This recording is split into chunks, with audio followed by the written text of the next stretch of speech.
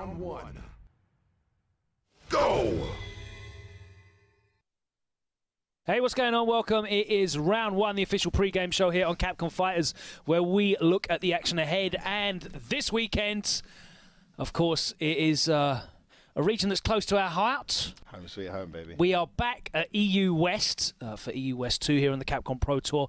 The last chance, as all of these are now, as we're in the second half of the tournament, for a player from our region, our home region, to represent at Capcom Cup. And obviously, I am being very, straight down the middle. Neutral. Fair. Exactly. Neutral. No bias. Balanced. And all of that good stuff. Yeah. You're rooting for the French and the Belgians and the... I just want good matches. Exactly. I'm just here for action, yeah. you know. And if it happens to be a British person, say, oh, happy days. Exactly. But that's not what matters. Exactly. GG's is what matters, right? Mm. I mean, I'm not looking forward to Sunday because not only could there be a Belgian upset, but there could also be a Belgian upset. Well, I wouldn't call it a Belgian upset, to be honest. If one of them. If you're talking about the football match, Yeah. for those of you who aren't following England versus Belgium on Sunday, I don't think it would be an upset if England got But the whooped. Belgian upset from last time is back. Takamura has signed up again to ruin everyone's weekend. Yeah, especially there was a lot of negative feedback as well as like praise from all the community as well. But he has got a noticeably tricky connection to play on, right? Yeah. But he doesn't care. He's like, yo, man, I know I'm legit offline anyway, which he is. We've seen him in offline environments. So whatever, I'm entering, and here he is. He's here to break some hearts. So, man, that is going to be a massive, massive blow to some of the other guys in the bracket. And he's very well capable of making another fantastic run like he did last time. So yeah, I was surprised to see that, but at the same time, I like a bit of drama, Logan. So we will be entertained. Well, it's good for as I was going to say, it's going to be entertaining for the viewer. Absolutely. At the bare minimum. Yes, yes. A lot of returning names. Pretty much who's who of this region. Of course, yeah. There's a lot of depth here as well. Obviously, you've got your favourites like Problem X, Infectious, Luffy, Hurricane, the obvious ones. Then you've got players that are making a real surge at the moment. Yep. Players like Mr. Crimson. On fire. You've got, players like Bolt Strike's always dangerous. Yep. And then you've got other players who are just going to be very, very problematic for people. Players like Shax, players like, the Four Phils. Ryan Hart's in there as well. Will Tupac has been... I'd even say Fussa's worth mentioning at the moment as well. There's a lot. And we're going to go through these brackets in detail. there, but let's kick off with some interviews. And there's one player that I didn't mention who surprised us last time. Not with his ability, because we've known that he's just brimming with talent. Of course. We've seen him through Street Fighter 4, emerging as a small boy, growing into a competitor. Returned to us in Gfinity Elite Series as part of Nordevent, and for me was one of their MVPs, an incredible performance. I think I know exactly the player you're talking about right now. But we are going to kick off our ones to watch section right here with the Alpha Academy's own Momi. Got a top 8 place in last time rounds. And boy, he's got some stuff to say. He's got the gameplay to back it up. He's definitely going to be a threat in this bracket. Let's hear from the man himself. Listen, sit down, listen to this guy. And if you don't like it, first to 10, straight away. I feel like you can play Cammy in any type of way you want to be. You can go like crazy, you can play solid, you can play in between. Me, myself, I like to play solid against people where I can't just go in and force them to make decisions over and over again.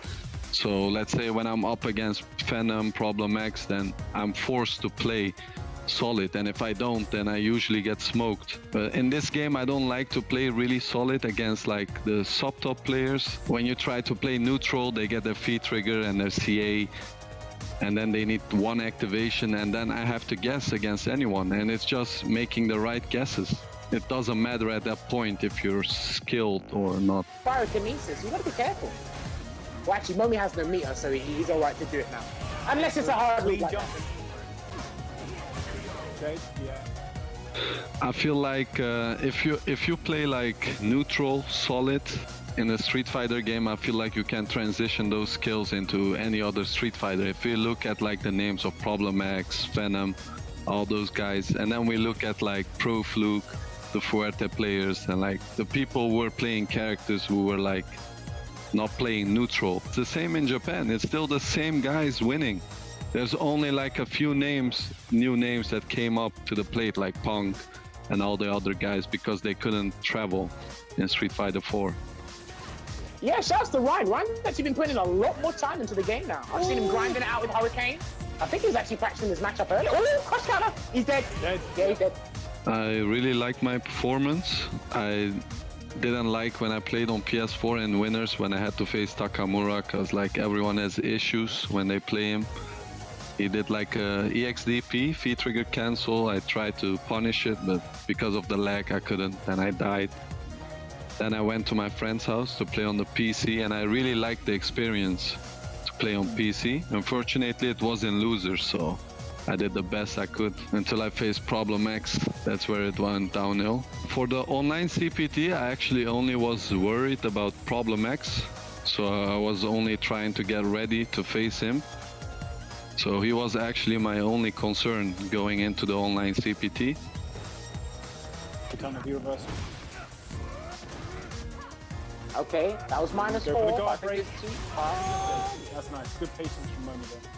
So my contract came to an end with Nordavind, and I was like telling Punk, I think I'm gonna stop playing. I'm just gonna play online a couple times and then drop the game. And he was like insisting me like, I can sponsor you till you find a new sponsor. I'll just send you wherever you want to go. And then like after 2 months, I just messaged him and I told him like, yeah, I'll agree.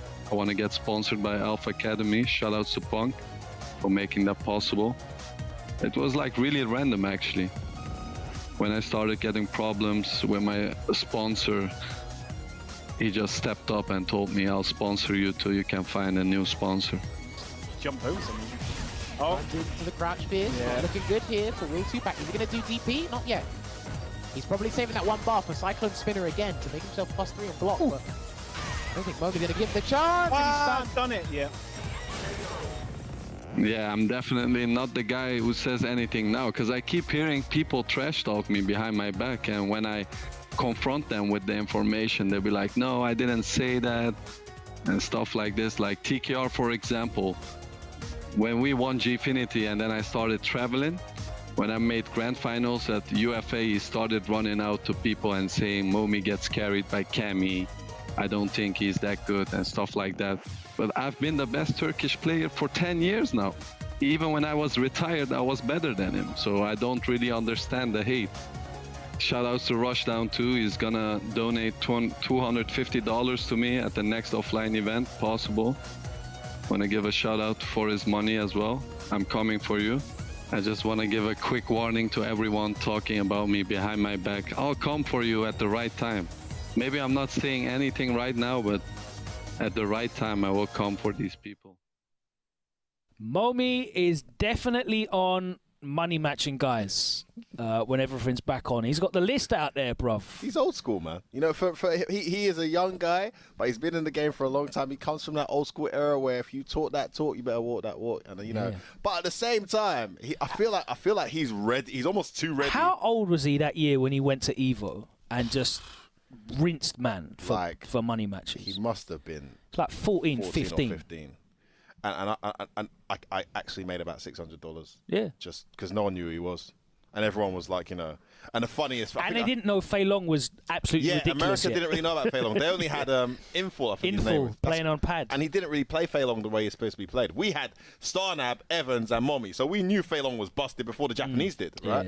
Yeah. But it was really funny because I was in a room with him and all the Chinese players, right? What's the travel guy that goes to every tournament? What's his name? Oh my god! Oh my god! You've just wiped my brain. I've completely plays forgotten him. Akuma. Plays Akuma. Oh my god! Played Ken in Street Fighter 4. You guys must be screaming at us right now. I can't remember. Anyway, he was playing him. I think I've told this story before. And Momi must have beat him in like 4 money matches back to back, right? And then Daku was like, give me the stick. You're disgracing us to my guy, to his Chinese compadre. And he come on, picked a Dark Jawa. Oh my! How did I forget that? That's it, Jawa. How did I forget that? Yo, listen, that room, you infected me with your senility. Yeah, you just wiped my brain. That was crazy. But that whole scenario in that room was the most classic and most hilarious back and forth. Like he beat Xiaohai. Like 3-4 games, they kept rematching. He beat Daku, he beat Jiwa, and they were all like arguing with each other in Chinese when it was going. It was just brilliant. But anyway, Mommy, very talented kid. Yeah, come a long way. Good to see him back. He did really well last time around as well. I was really impressed. He lost. Who did he lose to early on? I think it was Ryan Hart that he lost to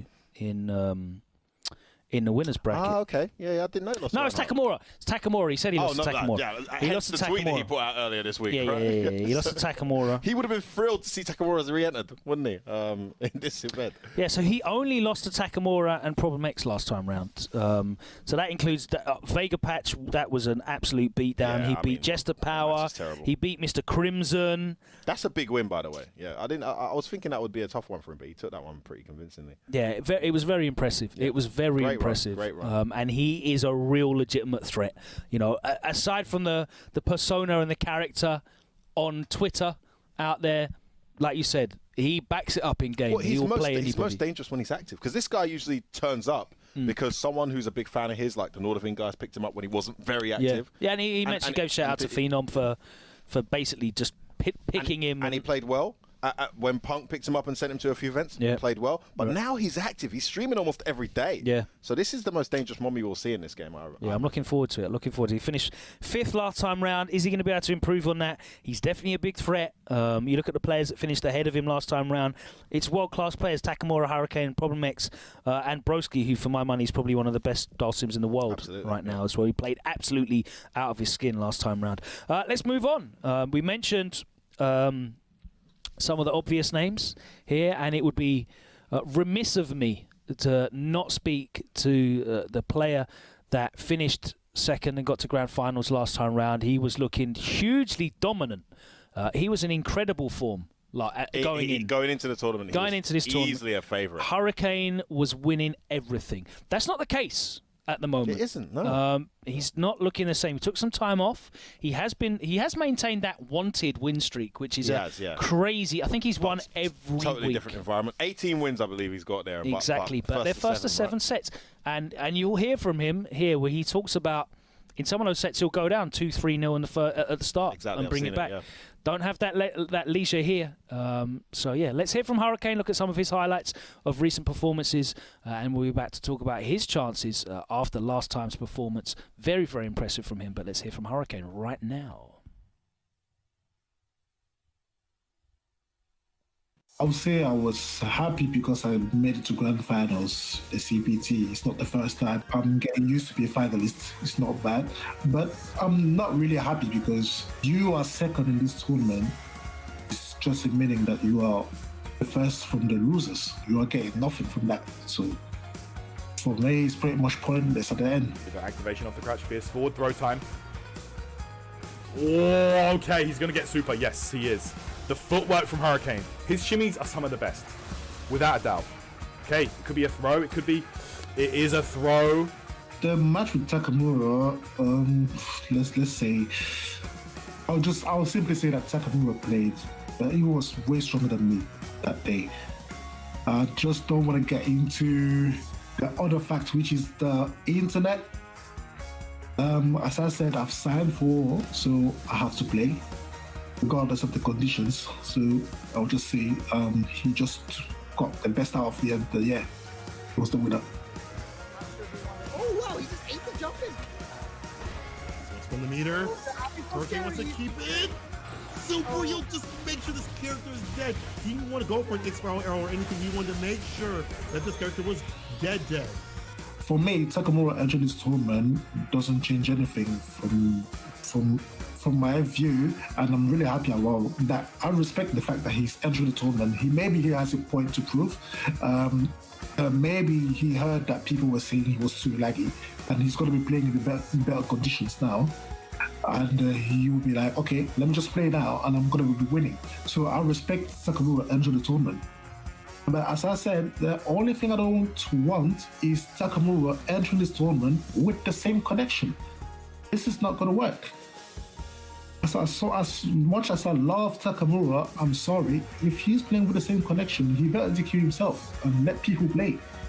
Great anti-air by AD. He was so ready for this one, and he's waiting in. I think he tried, but it came out too late, and Hurricane is gonna get as much damage as he can from this situation. That is not gonna kill though, but it's a one-touchy, the jump, and gets the shimmy to kill that Yuri, and Hurricane saves the round.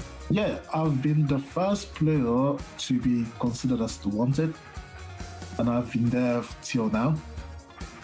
Okay, the format is 1st to 7, which is pretty much good for me. Like, even if I don't play for months, I have 7 games in front of me. I have enough time to adapt after losing 2-3 games. It did happen a couple of times already, but I still took the edge.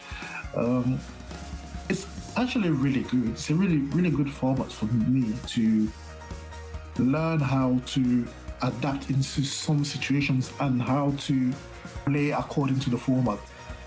I think it's for me the first time that I'm playing such long sets in a row. Playing on 1st to 2, you can get robbed like quickly.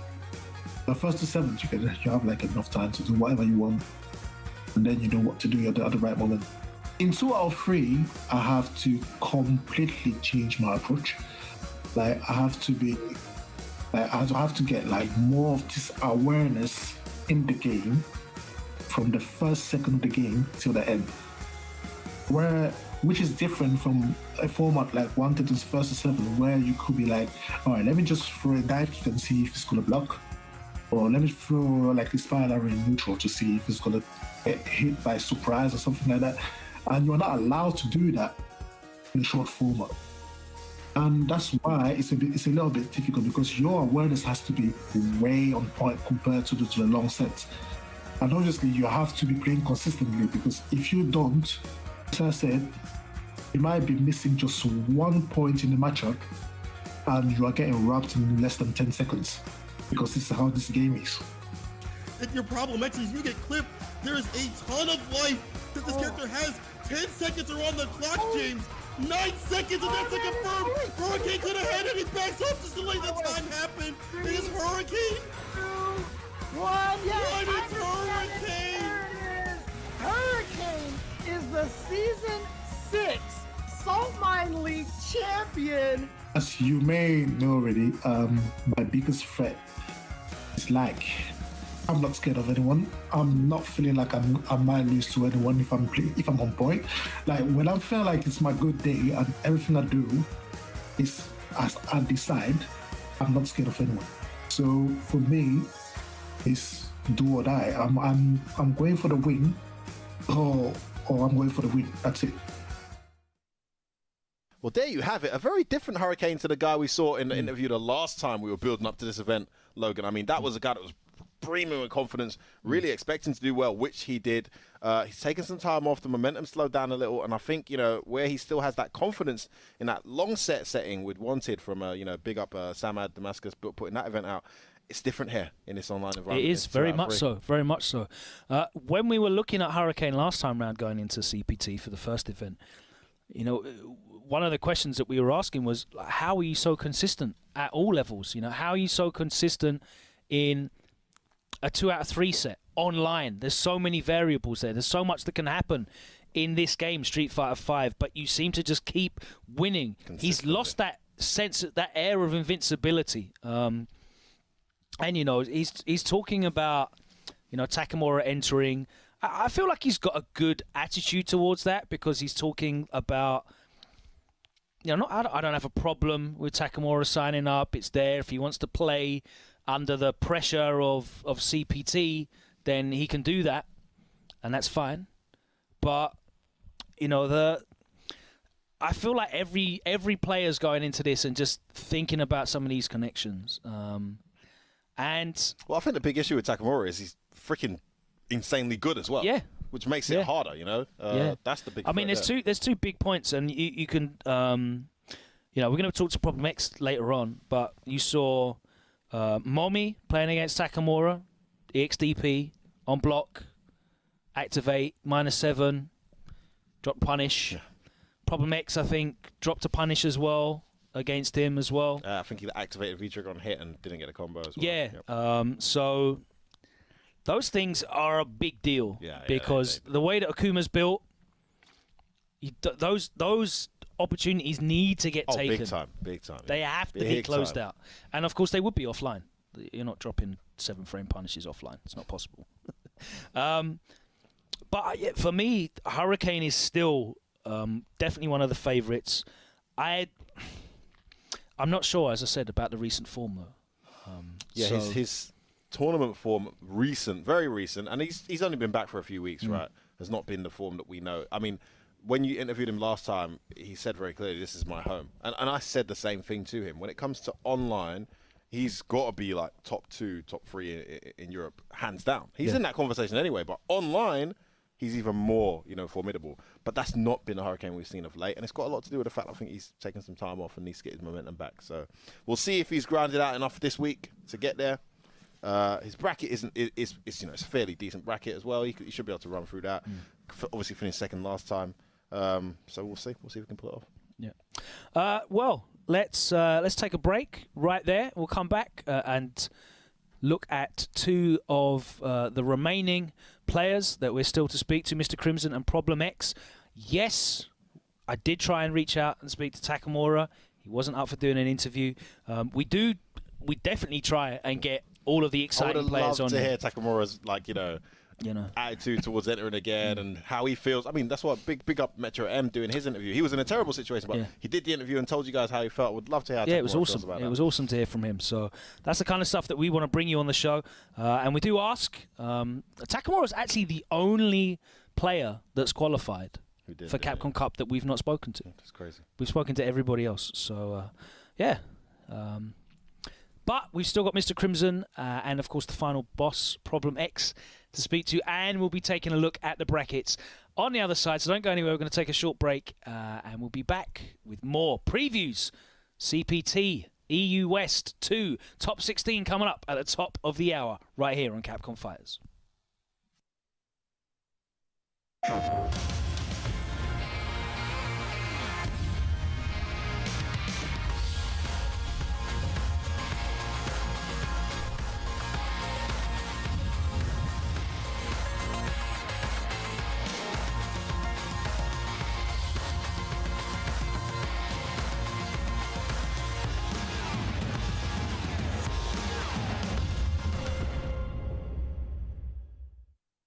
PlayStation.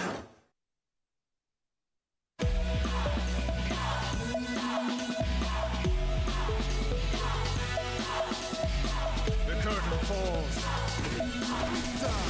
I'll take you downtown.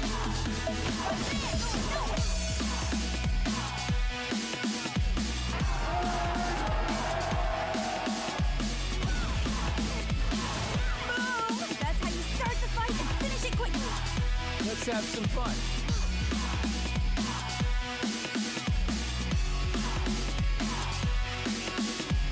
Let me zap you. Here we go. With that's that.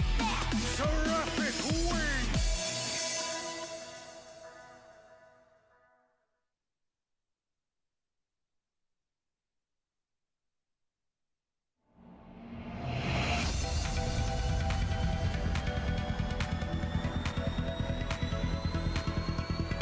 Go beyond the battle. Get ready. Destroy! Begin! Let's go. Disappear! Kneel!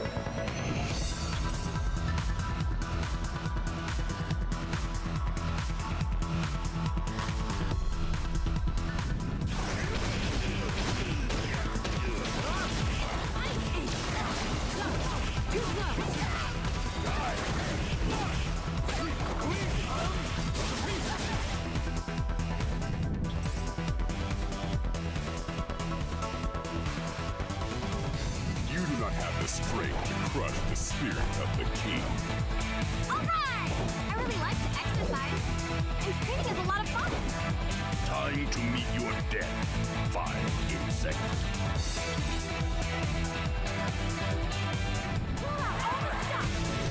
Hadouken!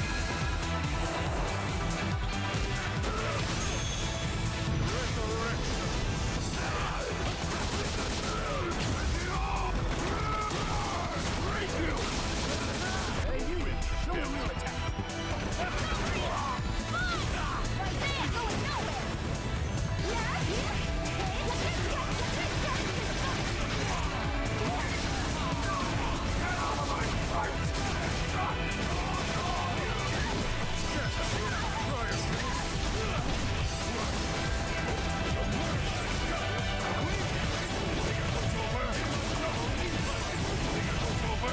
the power of the continent. This is the power of the king.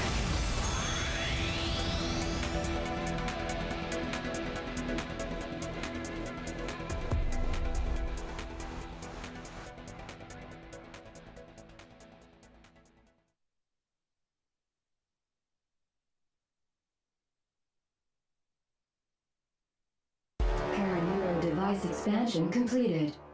Pseudo personality asset is imported properly. Biological brain connected. DAW unit 0. Startup sequence will begin.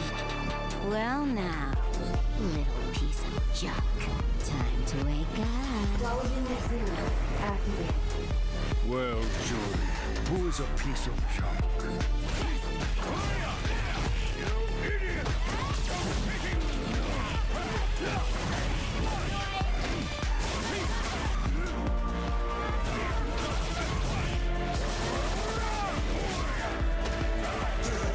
Show me everything.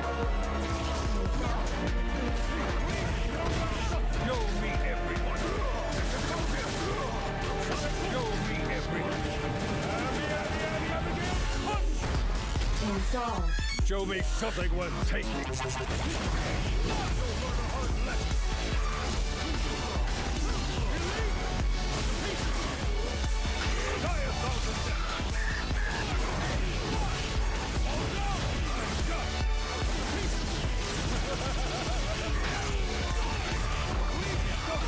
Your data is now useless. Witness the power of the content engine. This is the power of the king! Your data will reside in me for eternity.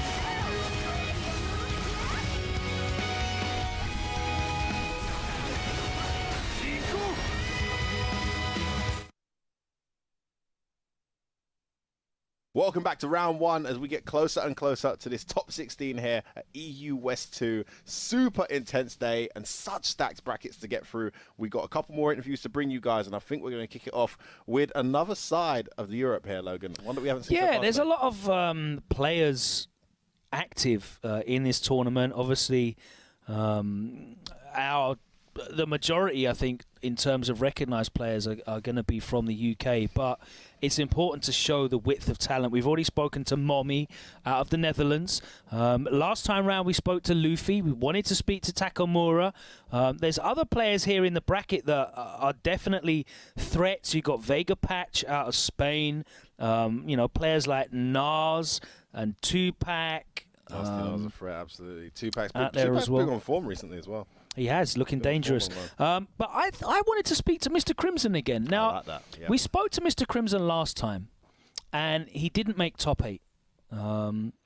He finished, what was it, 13th? Yeah, he lost to Ryan Hart and Mommy in interesting matches for Sim. I feel like Sim beats Urian. I feel like that and I too. definitely feel like Sim can fight Cammy. No. I had a conversation about Sim Urian, and he definitely beats Urian. No, a lot of the Urians disagree with that. Don't listen to Urians. They'll tell No, you. but They'll tell you that character's like really average. They actually had a decent argument for it. So V skill one, the V skill 1 is actually an annoying mix-up for Dowson to deal with. Not hearing it. I think they got a point. I'm not sure that Urian wins, but I can see that being fireable. Yeah, but yeah, he unfortunately it just wasn't. I've definitely seen Fassa just armor through and just bulldog his way. So it has. But the reason that I wanted to go back and talk to Crimson again, actually, is he's added G to his lineup. Yeah, this is a big plus for him. Because Crimson's always played the game with a roster of characters, and of course at the start it was Laura. Yep. And Sim. Then we saw Karine come in and join there. Now he's got G in there, and it's really interesting because the thing that really stood out for me, I didn't get to see it, but I know they had kind of like a round-robin tournament online in France. Yep. And Mr. Crimson basically battered everybody. Everyone, yeah. Clean. Then he came through in that double KO Red Bull online tournament. Shout out to Tyrant as well, by the way, putting that on. Cruised through the last chance qualifier. Flew through the brackets as well. And then ground his way out through losers bracket to get to grand finals after winning the LCQ. Did he reset the bracket as well? Yeah, he did. Reset the bracket too. I think he won the first set 3-0. Like, it was crazy. Problem X obviously went on to win, but it was a really impressive performance. And I think that G, ready and polished as it is, makes him even more of a threat than he was last time. I'll tell you what, honestly, this is one hell of a compliment I'm going to give him here, but I find G, all the G players, very beatable, maybe because of the character I play. I think Ibuki can fight G quite well. In Europe, when I get matched up against him, I find him quite beatable. Mr. Crimson's got a really weird, like, solid style of G. I just can't quite get around his neutral game. And when he mixes you up, it's almost like he's not very command grab heavy. Yeah. When he does do the command grab, it's just I rarely see him miss it. It's just so guaranteed. He's got a very effective, risk-averse approach to that character. Maybe because he plays Sim, and there's such a little margin for error with Sim. But he is gelling really well with G. And his Sim seems to have improved off the back of that as well. His Sim has just been on form. If we're talking what Hurricane was, you know, coming into the last EU West, I think EU West 2, in terms of informed online player right now, Mr. Crimson's got to be that guy hands down in Europe at the moment for me. So. Well, let's hear what he has to say for himself. Talking about, obviously, his online performances recently, how he's adapted to online competition as well. That was a big deal for a lot of the players out there. And, of course, adding G to his roster. Let's hear from the man himself, AS Monaco's own Mr. Crimson. So, like you say, last time I lost at top 16. I was a bit disappointed, but that's the game. You have to accept it. I lost to Ryana, to Rien, and Momi Kami. Two matchups pretty tricky for Dalsim. I think that Rien is worse than Kami. Kami is a matchup pretty strange because on the paper Kami should have the advantage on Dalsim, but you can express yourself against Kami. That's not the case against Urien. So this time I practiced against Urien. I know I have a Urien in my pool. Maybe we'll speak about my opponents later. I'm not 100% sure if I will go for my counter pick, to be honest. We play with Fasa, so the other Urien in my pool, in multiple tournaments like Saltmine League, etc. I won the last set, but I'm not locked on G. Maybe I will try Dalsim, and I'm not sure about that, but let's see. So yeah, my last performance was a bit disappointing, but like I said, that's the game, and I accept it, and let's focus on this one. That was a lovely challenge. It's looking like a solid and game. Again, challenges again. Big damage, keeps it plus. Oh my word, he actually pressed them. Okay. Bro, he pressed and he got a counter hit? What did Crimson do? Oh, no throw for you. Yeah, I had G in my team, if we can say that, because of Dalsim has some hard matchup. I think Dalsim is a really good character in the matchup where he can play, like 5-5 or even 6-4 against him. It's playable, but he have a couple of matchup who you don't want to gamble and to risk to lose to a player worse than you. For that, I always had a secondary character. I always thought that Laura was a good team with Dalsim. I was playing Laura in 2016, and now I think G is pretty much a better version of Laura. Overall, I think he deals better with hard matchup of Dalsim, like for example Abigail, Nekali, Rashid, Bison, etc., etc. So it's a good character for me. Still gonna go downhill. He jumped out. The punish from Crimson, and he's gonna go into the grand finals to get the run back with Problem X. Mopulapo had an amazing run. Nope. He accepts stop. Yeah. Oh, wait. Wait, who won? This character, what? Yeah, to be honest, I speak about that with some UK players. They play a lot with Winner Stays On and like you say, Selfman League and a lot of online tournaments. And I think this helped them to grow up and be comfortable online. So I just try to do the same and to encourage a little bit my French mate to do the tournament with me online, so Selfman League. Also we had a league in France, and I think it's moving on the good way for French players. So I really think that we can do great in this tournament, and of course I hope I will win. Apollo not looking happy with that round. Yeah, 1-1. It's I believe it's 0-0. I think this is the first game between them. Yeah. Oh, the first game. Oh, Gale. Where's the stun? There it is. And that's going to be the first game there to Mr. Crimson. I lied. Yeah, so I took a look a little bit on who I will face if I go through. So my opponent will be Momi. So this would be really interesting for me because last time Momi beat me. I really want my run back.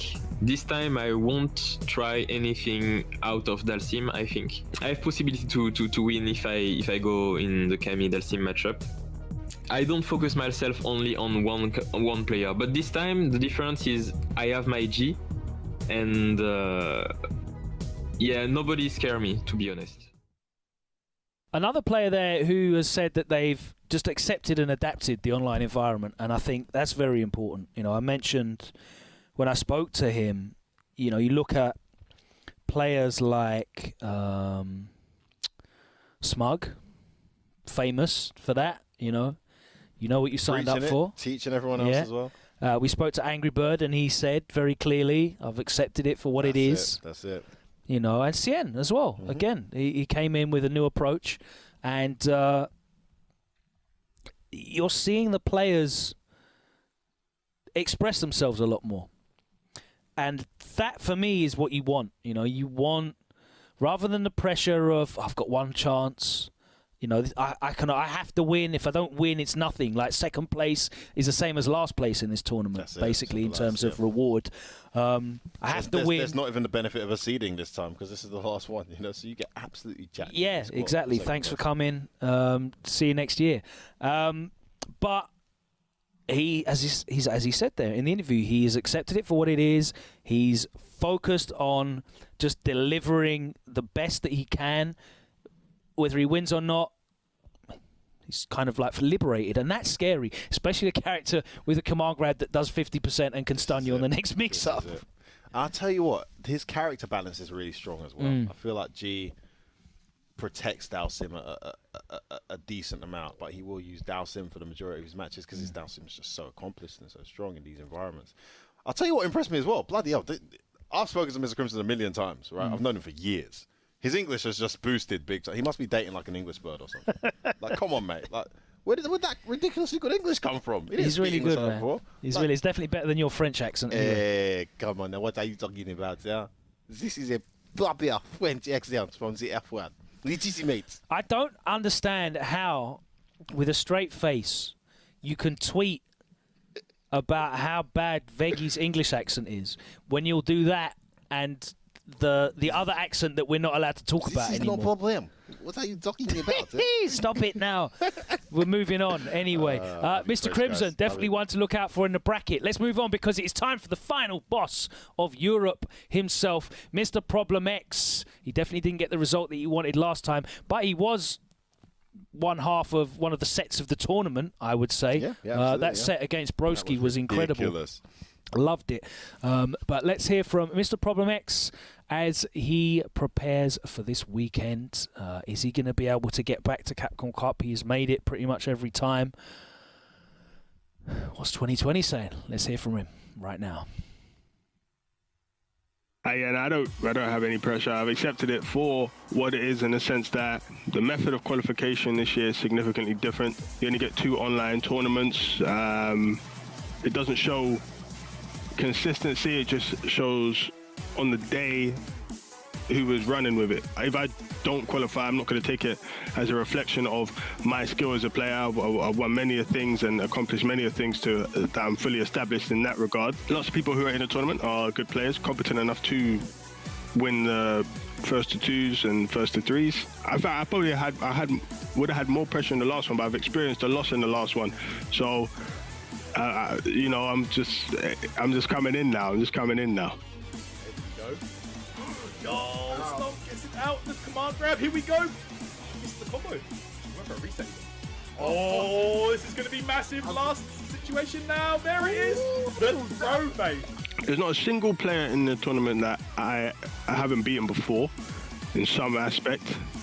There's a few players who have beaten me before. I know that they're capable of beating me. I know I'm capable of beating them. Yeah, I know the matchups. I know the baseline strats.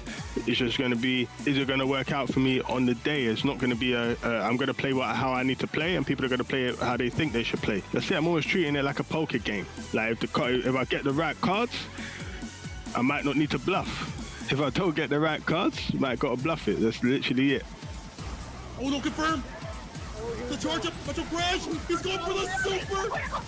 Oh, and you know what? This is beautiful. It doesn't even matter if this kills or not. It eats up the time, but it kills anyway because it's Cammy and she is fragile as heck. Yeah, Street Fighter League has just started this week, so, you know, it's a shame that I couldn't be there to take part, as I was, you know, one of the original. I was a team captain, actually, so I was due to take part, and I believe my team could have won. We had a very, very strong team with great synergy, etc., but that didn't happen. I was looking forward to it a great deal, to play everybody offline and to see what everyone's been up to. Yeah, it was annoying at the time. It's still obviously annoying. It was a great opportunity to play offline, which is very refreshing. And I haven't played any of the international top players since this season was released. It would have been interesting to see what sort of strats and tactics people are coming with, and just to catch up with everybody again. But you know, the time will come, and hopefully that time is, if it's not at this Capcom Cup, if I don't win this one here, then there'll be another time. But yeah.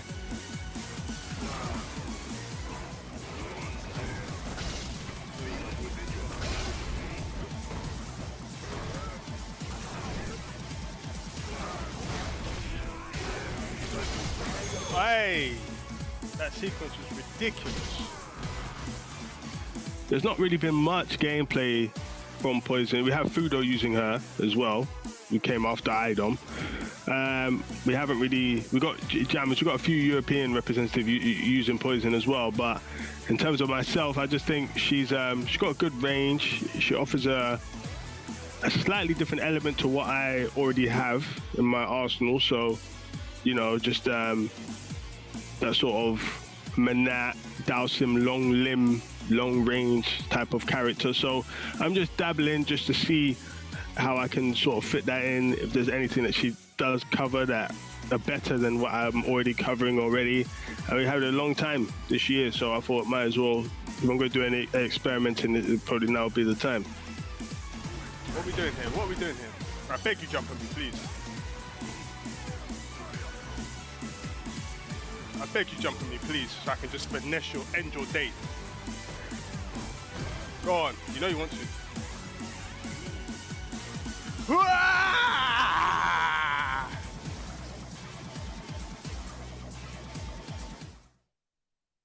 There you have it, the one and only Rob Remix. Talking about his approach to this weekend. I'll tell you what, I feel like not quite the same level of I've accepted it, like, you know, what we saw with Angry Bird and the others, but the closest he's been, I think, this season to being like, oh, this is what it is. I'm just going to play my game, you know, and I like that. That's probably going to bring out the best in him. It makes a big difference when you don't put that pressure on your shoulders. We've seen a lot of high-level players, Gustavo, Angry Birds you mentioned earlier, accept, and those guys have gone on to do quite well when they have. So it's a tough one though, isn't it? Because, you know, this week SFL started broadcasting. Of course, Problem X was meant to be part of that alongside Infectious and Phenom out of the EU. And I think like he was really focusing more on that than the CPT online. Play as well, yeah. Just because of the opportunity of offline games and that kind of competition. And to have that taken away from you, it's a tough one, right? That sucks.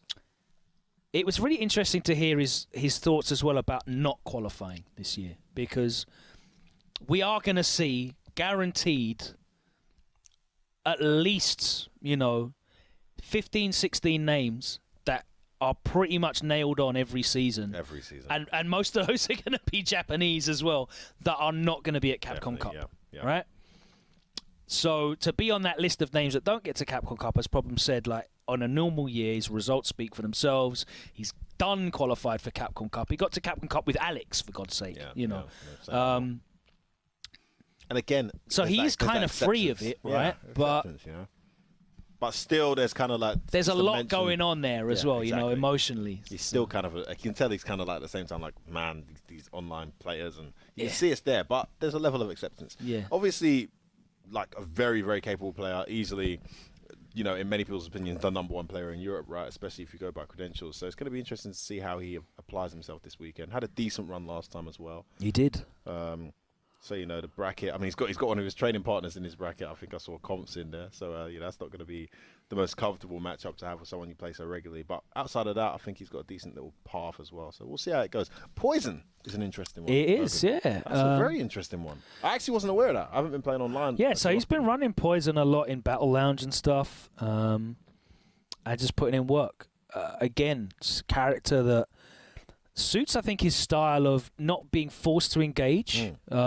She can safely throw out half-screen moves in V-Trigger, and if it hits, she's going to convert into like 40% damage, into looping Oki. So you can afford to play patiently, so right? good with Oki. Because I know Problem X has got... Problem X is just a strategist about this game and the way that he looks and approaches at this game.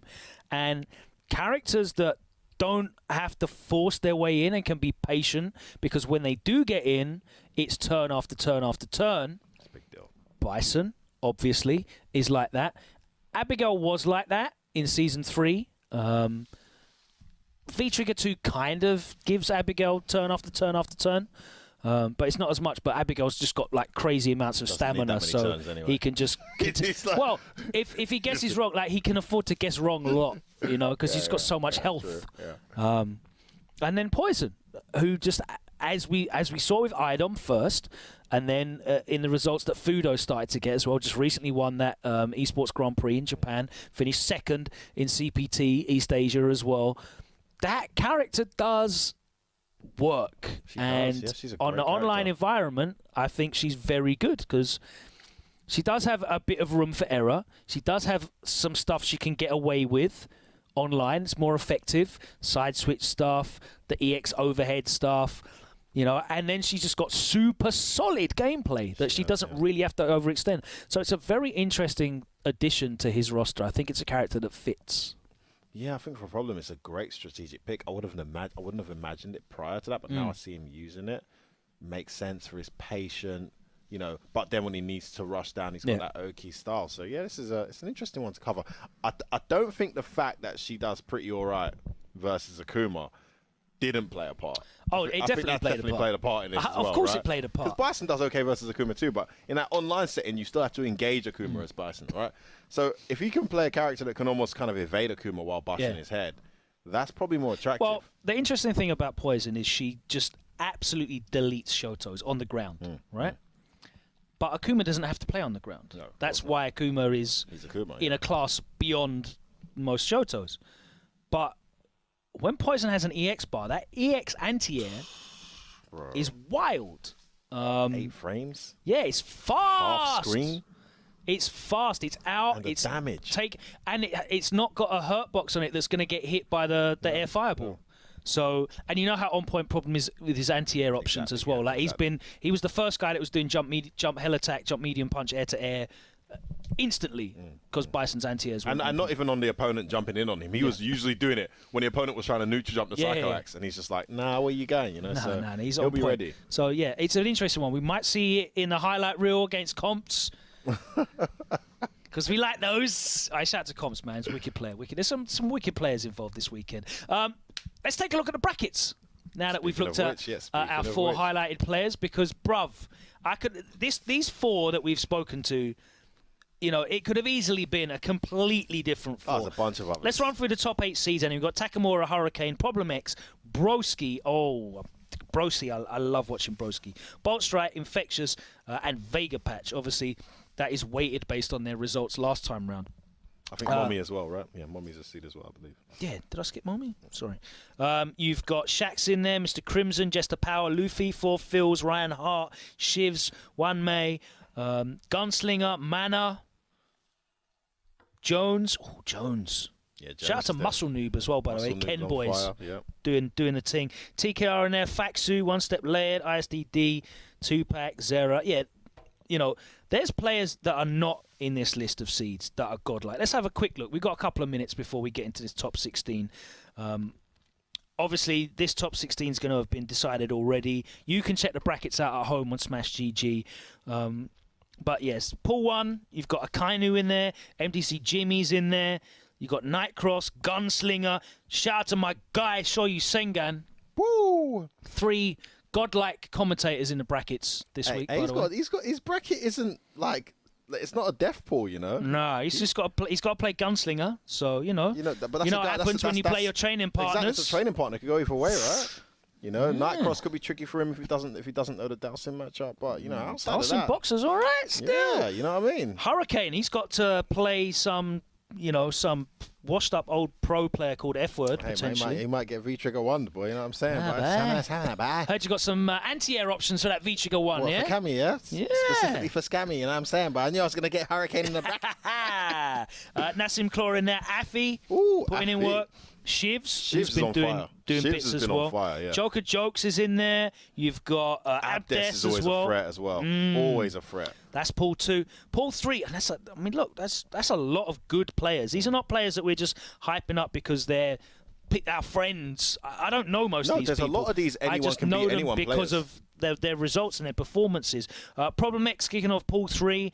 You've got Comps in there, who's very, very accomplished with his Akuma play. Mopu Lapu, who is looking on fire. Super dangerous. This kid's been getting to grand finals. Doing the work, so obviously, with the Streak Patrol online. Yeah, that too. Is he going to be taking out some players here? Link Xello, Shax. Bruv, Shaq's second game has to play Alex Sieg. Have fun with that. Yeah, that's not fun. Muscle Noob's in there, bruv. Muscle Noob's one of my favourite Kens to watch. He's so fun. That guy is Speaking of fun Kens as well, you got Just TTM. That's another very solid Ken. I like that. Yeah. You got Chloe towards the bottom of the bracket as well, who could always cause an upset or two. So, yeah, there's a few. That bracket is pretty ridiculous. Pool 4, you got Broski as the top seed in there. TKR is Chun-Li. Chun-Li looking very, very difficult. Fassa is his time to show out. Yep. Mr. Crimson is in there. Essex the Sinner, who's a player that, he's got ability and a potential, but we haven't really seen him have a breakout in the last couple of years. As well, who you're not a big fan of. So, Jones. You got Genius in there as well. Big up Genius. Not really playing that much these days, but was once one of the stronger players. Where's Genius in there? Yeah, I saw Genius down there towards that's Gummius. Oh, is it not Genius? No, it's Gummius. Oh, sweet. Don't know who that is. And at the bottom, man like Issam. Yo. Esports Issam. Shambhala, he's back. Issam was one of our best rising players in Street Fighter 4 towards the end of Street Fighter 4. Easily, yeah. Very, very dangerous Dudley. I think he's mainly using Bison now. Made his. I don't know. How did he do on Wanted the other day? Did you get to see? I didn't get to see it. No, I didn't get to see it. He's definitely one to look out for anyway. Issam, look out for Issam. If you see him in top 16, don't be surprised. That's not a shock. Hopefully moving into pool 5, you've got Mommy at the top there. He might have to play China the second early on. He's got God mode first game potentially. Bruv, that's hard. That's not fun. Yeah, One step later to that Karen. We commentated his Karen at Celtic Throwdown. Yeah, we did, yeah. That was impressive stuff. Packs, played really well. You got Soundboy, another player that did really, really well at Celtic Throwdown. He beat One Step later there as well. So a little run back potential there. Yeah, they could meet up because they are in you know, joining parts of the bracket. Jester Power, always good. Birthday boy, shout out to you, Jester. Suleiman, he's always dangerous. Yeah, Suleiman with that Zeku. Faxu in there, looking to do work with his Honda. Quiggy in there as well. Quiggy's a threat. Like Quiggy. Quiggy's got that Zangief, that Mika, both of them very solid. Grappler boys into 6. Bolt Strike at the top. Will 2-pack waiting for him. Hopefully in winners semi-finals. Will 2-pack. Who's going to pull out? That Lucia looking dangerous. Looking like that's the one. He still whips out Laura occasionally, but that is the one he's really in love with. You know, being a KOF guy, he likes to like the mobility of Lucia. It'll be Lucia most likely for his matches. But Luffy in this pool as well. We haven't even mentioned that guy really today. I mean, this is a top 3 European player, regular qualifier for Capcom Cup. And it's crazy to think that him, Infectious, and Problem X, some of these guys are not even going to make it, man. What Packs in there, ISDD, kills you. Yeah. Kills you. Kills you, another on-form online player. Very, very talented young player. You need to look out for him again. A player, if you see him in top 16, do not be shocked by that. He is more than capable. Yeah, he took out Itabashi Zangief at a French event not long ago. He's a very solid player. Pool 7, we've got Infectious at the top, #1 seed. He could end up meeting Doversheaf, who's been doing some work in online events recently. You've got Zera in there, MQS with Fang, the 4 Phils. Bruv, I see Sharian in the bracket. Is that actually turning the clock back? Is that BTM Brian? Is that actually Brian? Yeah, we've got Brian in there. Brian's there as well. Unfortunately, joining the same pool as his teammate. Yeah, but at least on the other side. He might end up facing Infectious in winners final with that pool. Infectious, such a massive threat as well. Definitely. Was unfortunate to lose. I think he lost a Bolt Strike last time and dropped into loser, so he doesn't have that to worry about in this pool. So we'll see how that one goes. Vega Patch in pool 8. He might have to face the legendary player Logan Sama potentially. Yeah, that's going to be interesting. Logan Sama. I can tell you Logan Sama won't get to Vega Patch. I'll tell you what, Logan Sama, I got money on you winning a round against Vega Patch. That'd be great. Yeah, take a round. round. I can DP through traps. That's it, mate. That's it. AD Terminal, though, he's definitely going to win a few rounds. He's in there. You've got Ryan Hart. Again, picking the right costume this time. I hope so. And the right stage, Ryan. Yeah. Right stage and costume, please. And Junior Leo in there as well. Hey, listen, this is a bit of a TO bracket. You got Abu in there as well, mate. So you got Logan Sama and Abu, tournament organisers. Hopefully you guys get to play each and other the Colonel at the very end as well. Colonel, player that's done rocking that reasonably well. There's a lot of players in there that are all threats. I think the death pool for me has got to be Problem X's I think the winner of this tournament is going to be someone that we probably recognise. But that top 16 is really open. It could very well be someone we recognise, but who's never won a tournament of this magnitude as well. Because as well as the guys who we know can win. I think it's going to be one of the obvious names. You think it's going to be one of the obvious names? There's a lot of threats in there, Logan. I don't know. I think it's going to be one of the obvious 5 or 6 names that's going to take the tournament. But that top 16 definitely is going to throw up some surprises, I think. How you feeling? You feeling confident enough to make a? I mean, you're on form right now. You got Jaleshe last time. Yeah, let me just put my money on Problem X. Yeah, wicked. Nice one. All Problem good. X, straight. Top 16 time. After this short break, do not go anywhere. Round 1, we are done. We'll be back tomorrow to look at top 8, but the games are about to start. I'm going Infectious. EU West 2, the final chance to book a place for Capcom Cup. The games are going to be gourmet, guaranteed. Back after this.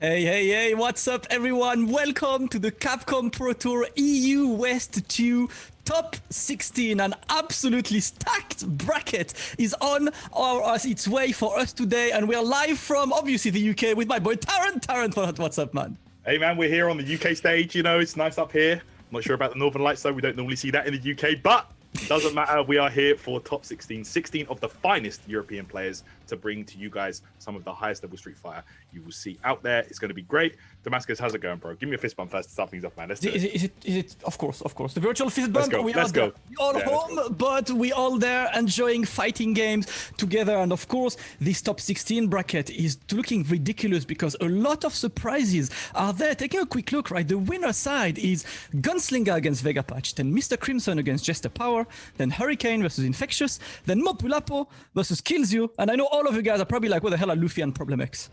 Well, let me tell you something. Those guys are there, but they're way down the bottom. I would honestly never expect to see both of these guys in the losers bracket. That's a big one. That's going to be extremely exciting. But, bro, look at all the UK flags. Yo, UK been going in, man. It's a good old UK versus France bracket. It's a remake of the previous one. And yeah, losers going to be Akainu AD Terminal, TKR against Soundboy. Great performance by Soundboy today. Shivs against MQS. And then, of course, the big one that could have been grand finals, man. Problem X against Luffy. Listen, that is a classic. It can't be a European CPT tournament unless Luffy plays against Problem at some point. It has to happen. That early? I know, it's crazy, right? First round in losers top 16, that is very unexpected. You know, they expect to see these guys in the grand finals, like you say, or at least, you know, top 4 or something like that. But I mean, it's a classic that we always look forward to see, and I'm looking forward to seeing it. Especially, absolutely. You know, like the way these guys have been playing, this is their last chance to qualify for a lot of these guys. So yeah, that's it. Of course, there is only one person who will qualify. Remember that the former qualified player is Takamura. He did enter the tournament today, and he got the double jeopardy by Akainu. He lost to Akainu in winners, and in losers, Akainu vanquished the champion, making sure that he shall not gatekeep in that top 16, and that should be an extremely interesting one. We are starting with a match that I don't think I've ever seen. Gunslinger versus Vegapatch. Very, very interesting opposition of style there. Yeah, that is, I can safely say I've never seen these guys play. Going to be Fang versus Zeku, I assume. Gunslinger has definitely been on that grind. And Vegapatch, as you guys may know, that's the best Spanish Street Fighter 5 player. Like, he's super, super strong. One of the few Fang players out there doing his thing. And, he's a real strong player. We have 2 Fangs in this top 16, actually. I just realized. But we got 2 Fangs, him and MQS. We had, of course, Vegapatch, who made top 8 at the previous CPT EU West. Always a strong performance from him. Yep. And as far as I can remember, the only time I remember watching him playing against Zeku was Headstomper last year, where he ended up having to play against Infectious. And back then, he did not sound confident about the matchup. But of course, there is a lot of time that has passed, and of course he's been knowing that this would be the day's match since maybe about 2 hours, so he's probably been in the lab training for this specific matchup. Gunslinger, though, an absolutely ridiculous player. He grinds the game constantly, and he's extremely scary, especially when he's on the offense. Very explosive Zeku. That is definitely such a dangerous player, I would say.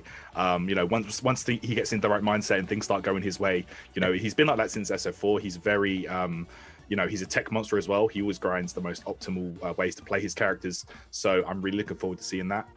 It should be a great one. Definitely won't disappoint. That could be a good one. And we asked the players on their thoughts of the top 16.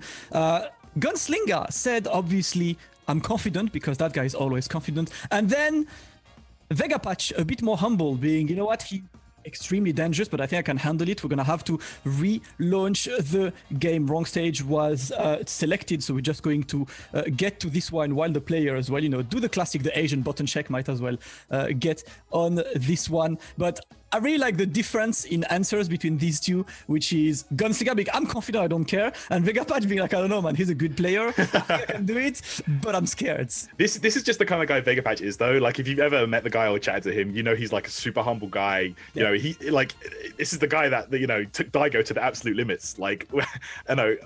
And we didn't think he had that in him at the time, but he's a super strong player, and he always just surprises us, outdoes himself every tournament. And I feel like something that he's definitely tried to get down recently is to be a bit more patient.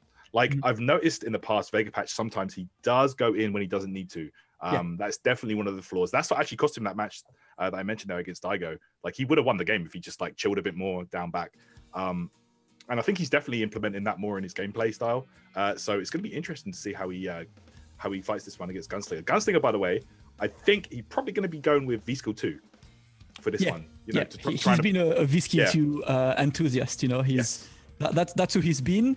He's always had fun, you know, with this V-Skill. Of course, V-Trigger now, it's V-Trigger 2 because it's the pick of choice for Zeku right now. Only in specific matchups, specific situations would you select V-Trigger 1. But the damage he gets, and of course, giving young Zeku a clean, consistent anti-air as well is such a huge like extra for Zeku players, seeing that, of course, most of the Zeku players adopted the life of the V-Trigger to Vega Patch. So of course that's a V-Trigger 2 user out there. And as you said, you know, the evolution of Vega Patch over the last few years has been from a person who would do well and lose his games because he would maybe go in too much to a player trying to master that hit and run game, just like trying to stay away as much as he can and just like get the opponent to come in, which I believe is what Fang does well, just poisons you and just waits. Yeah, hit and run style is very, very good. Obviously that's what the character's about.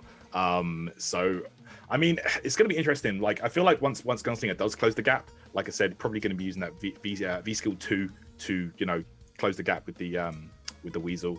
And just trying to negate some of the projectiles. Once he gets in there, he doesn't want to be letting this character escape, because once Fang gets away, that could be a disaster. So here we go, guys. We're going to get into it right now. Gunslinger Zeku versus Vega Patch Fang. Let's go.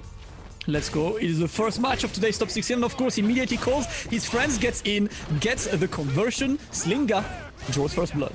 He's going in, boy. Okay, here we go, though. All right. Nice conversion right there. Just the gram. And again, you need to be careful. Like, Zeku definitely has some tools. There you go. The old Zeku, you know, he can throw out the gram to try and negate some of the projectiles and stuff like that. You know, he's got some stuff. Definitely, he's been using them well. Unfortunately, got hit by the poison balls, get the reversal to get away, and gets away of the corner. Of course, that's kind of obvious.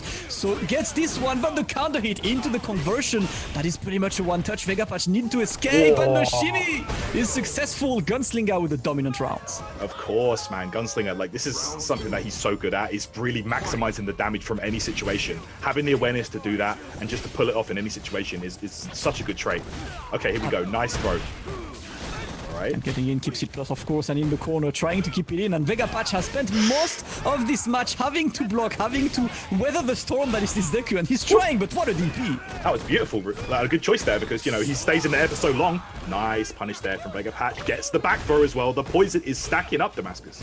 Absolutely stacking up, but that's still okay on Slinger's side. This time stays in front. That's going to be big damage. Keeps the pressure on, and the tech. Vega Patch saves his life. Yeah, and right now, this is where you're going to be seeing Gunslinger being very careful, does not want a Fang comeback to happen. You know, Fang, not known for those comebacks especially anyway, but Vega Patch can definitely do it. He just needs a couple of opportunities. Let's see.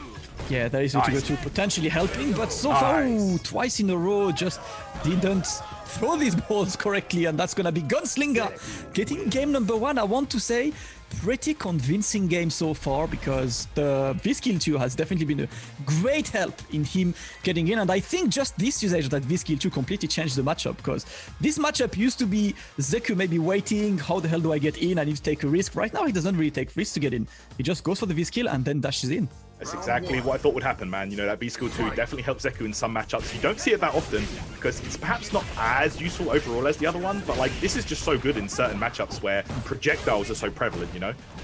Absolutely, nice. And again, dropped the conversion on this, but still doing well. Gunslinger is unstoppable, man. Yeah, he's looking real good. Okay. Vega Patch just trying to make space here. Ooh, the slide. Okay, that was well spaced as well. I think even if he blocked that, he would have been okay. That was looking good, and nice one, the slide as well. Under the ball, and again gets the conversion. Gunslinger has the complete momentum, but finally a cross-up. Not gonna get much of it though. Yeah, here we go. Oh, we made him angry. Okay, sets up the trap. Corner position right now. Okay, be reversal to remove those plus frames. Yeah. Oh, and the poison as well. gets the overhead, but yeah, removes the poison as well. So that's what Gunslinger has been using in this matchup as well. And to be honest, Zeku does not really need V-Trigger to deal with Fang well, because Fang is not a huge, jumping kind of character. You could just slide out, considering how slow the jump can be, and Gunslinger with the pressure now. And I like how Gunslinger there, he didn't even finish the combo, he just used the run to close the gap. He got the hit, he knew it would not combo, but he just wanted a frame trap off that. Okay, here we go, back throw. Nice, again, he's ready for those. The coward crouch kicks, he's V-reversed them every time by the look of things. Whoa! Yeah, I feel like he's gonna go for V-reversal just to get away with the poison as well in this situation. He's been working right now, has to deal with the poison building up. Vega Patch fine in a good position, gets the crush counter, stay in the corner. Okay, here we go, alright, uses that Lucian flip to get out, but throw again. Vega Patch has a good lead this time. Oh no, no conversion. Do you know what? I respect him even trying that because that was a ridiculous attempt. Yeah. All right. No! Perfect spacing. The EX will close it out. A clean one from Vega Patch, bringing it back, showing that there is a fight to be fought right there, because Gunslinger was starting to feel maybe a bit too comfortable. Now it's going to be Vega Patch trying to capitalize on that momentum, but Gunslinger denies him any time to breathe. Do you see the conversion? Oh my goodness, Joe. Rare footage of that whiffing. That always hits, man. Yeah. Just a bit too far. Yo! Bruh! What is this? He blocked that? That was crazy. He blocked that? That was nuts, man. All right. Yo! You see these conversions from both players? This is nuts. This is looking clean. Finally, Vega Patch putting the pressure in the corner. Oh no! Escapes the corner, gets the jump in as well. And now it's Gunslinger's time. Has to respect all of these buttons. Great one. Gets the activation into the poison. Gunslinger needs one touch. And that could be it right there. He's looking great. He fishes. Oh! He spent the bar. Oh no! But gets the back throw. Gunslinger saves it. Vega Patch probably started to believe in himself, in winning that one, but Gunslinger completely clutches it. It's definitely looking like an uphill battle for Vega Patch. Yeah, that was unfortunate, man. Like, Gunslinger, both these players were playing out their mind there. Vega Patch was obviously very desperate to hold that together at the end, doing everything he could, but Gunslinger, man, like, he could smell blood, and he didn't stop. He just kept going, and, he wanted that win. He wants to move on to win his top 8, and he's going to get that chance to do so. So good play to him. Absolutely, this is what he is looking for. Man like Gunslinger playing extremely strong today, and it's definitely, I feel like Gunslinger he's one of these players who maybe is lesser known because he doesn't travel that much, and he tends, he always tends to do well, but he does just well enough to and right before the spotlights area. So he kind of is under the radar still, but he's still a threat. Anyone in Europe entering tournament knows that they will have to deal with his Zeku. Yeah, possibly. I feel like Gunslinger, he's a bit more on the low down because it's like you said, unfortunately he does fall short before the that big top 8 position or whatever. But now this could be his chance to take it right here. Also, he's always pretty high up on the leaderboards on these games. Like on SF4, he was super high rank as well. So a lot of people know him. They see his name on the leaderboards and stuff, but they may not know him from these big tournament scenarios. But this is definitely his chance to make a name, cement his name in history and get that shot at Capcom Cup. So let's see it, man. Let's see if he can make it all the way. Yeah, this year is your season. You get the opportunity to get through. Give it a try. That's already a good situation for him, as he is, of course, qualified to that top 8 in the winner's side. We're going to move to the next game, and that one is another interesting game. We're going to have Mr. Crimson versus Just Power. Crimson, who did not have an easy pool, he had to run through TKR. TKR, who himself beat Broski twice to get access to that top 16 on the loser side. That pool was absolutely stacked. Mr. Crimson is the one who made out on top. He's been grinding the game. He's been winning a couple of tournaments online, a couple of salt mines. He's definitely really putting a lot of effort into the game right now. And he's going to face Just Power, who defeated Moby to get there. This will be an excellent match. Mr. Crimson is without a doubt one of the, at the start, for those of you who don't know much about Mr. Crimson, this is the winner of the first ever CPT for SF5. This guy's no slouch. He kind of I feel like a year or so ago, he kind of maybe didn't get the results he was wanting. He was dropping out, he wasn't getting the positions that he's deserving of, not the first place, the top 3s, whatever. But recently, he's been on a tear. You know, he's got G in the Arsenal now, and he's back on form. This guy is looking ridiculous. Yeah, man, like he won the last chance qualifier and came second at the double KO series that I ran, the finals. And he had a very exciting match with against Problem X in the grand finals. You guys saw some of the clips on the pre-show there. So Crimson is definitely a beast, man. He's absolutely a beast, and I think having worked a lot on G is such a huge weapon added to his arsenal. Having Dalsim and G in the pocket is so freaking good because you get two completely different character archetypes that he seems like he's getting close to mastery on both now. He's always been playing Dalsim, so he's an extremely fluent Dalsim player, extremely scary one. But should things go against him, he will just pick G and go completely different. But right now, Mr. Crimson against Jester, of course, we did not mention, but Jester Power is the kind of player who has a very slow-paced, methodical, dry gameplay. And look at this, Crimson immediately attacking, stopping him from playing his waiting playstyle. He is. He's going in right there. And Jester, it's like you say, he's not getting a chance to play right now. Crimson is all over him. Of course, Dalsim and Vega are two matchups that you must know if you're in Europe right now. Yeah. That's definitely characters that you will face, Broski for Dalsim with Crimson, Vega, of course, we got Jester, we got Bolster, we got so many of them. These are matchups both of them need to be, consistent with. Exactly, without a doubt. So here we go. Back into it now. Mr. Crimson took that first round extremely convincingly. Looks like Jester didn't even get a chance to play, but let's see if he can change that here. Jester, as you may know, very, very strong player. He's had lots of good results. Again, similar to Gunslinger, like you mentioned earlier, I feel like he's definitely capable of, but always falls short of that final, the final top 8 position, Yeah, although he got a couple of good positions. I especially remember. I mean, you guys might remember this. That was EGX last year, CPT Premier. That man just had his daughter born like maybe 3 days ago, and he came to the tournament and beat Sako in tournament to qualify to top 16. That was one of the hypest moments of last year. He's always bringing the hype moments. Just the power now, trying to fight that Dalsim and gets the clean jump in, big damage on deck. Vega gets so much damage from hit confirms from situations and distances you wouldn't have thought, but he can get big damage off those. Here we go. Nice throw. Spacing on the drill. Oh, gets the trade, but that's in Jester's favor. Didn't block this one and wakes up buttons. That should be it. Just the power takes her out. Spend it. Very, very nice. There we go. 1 round apiece here, guys.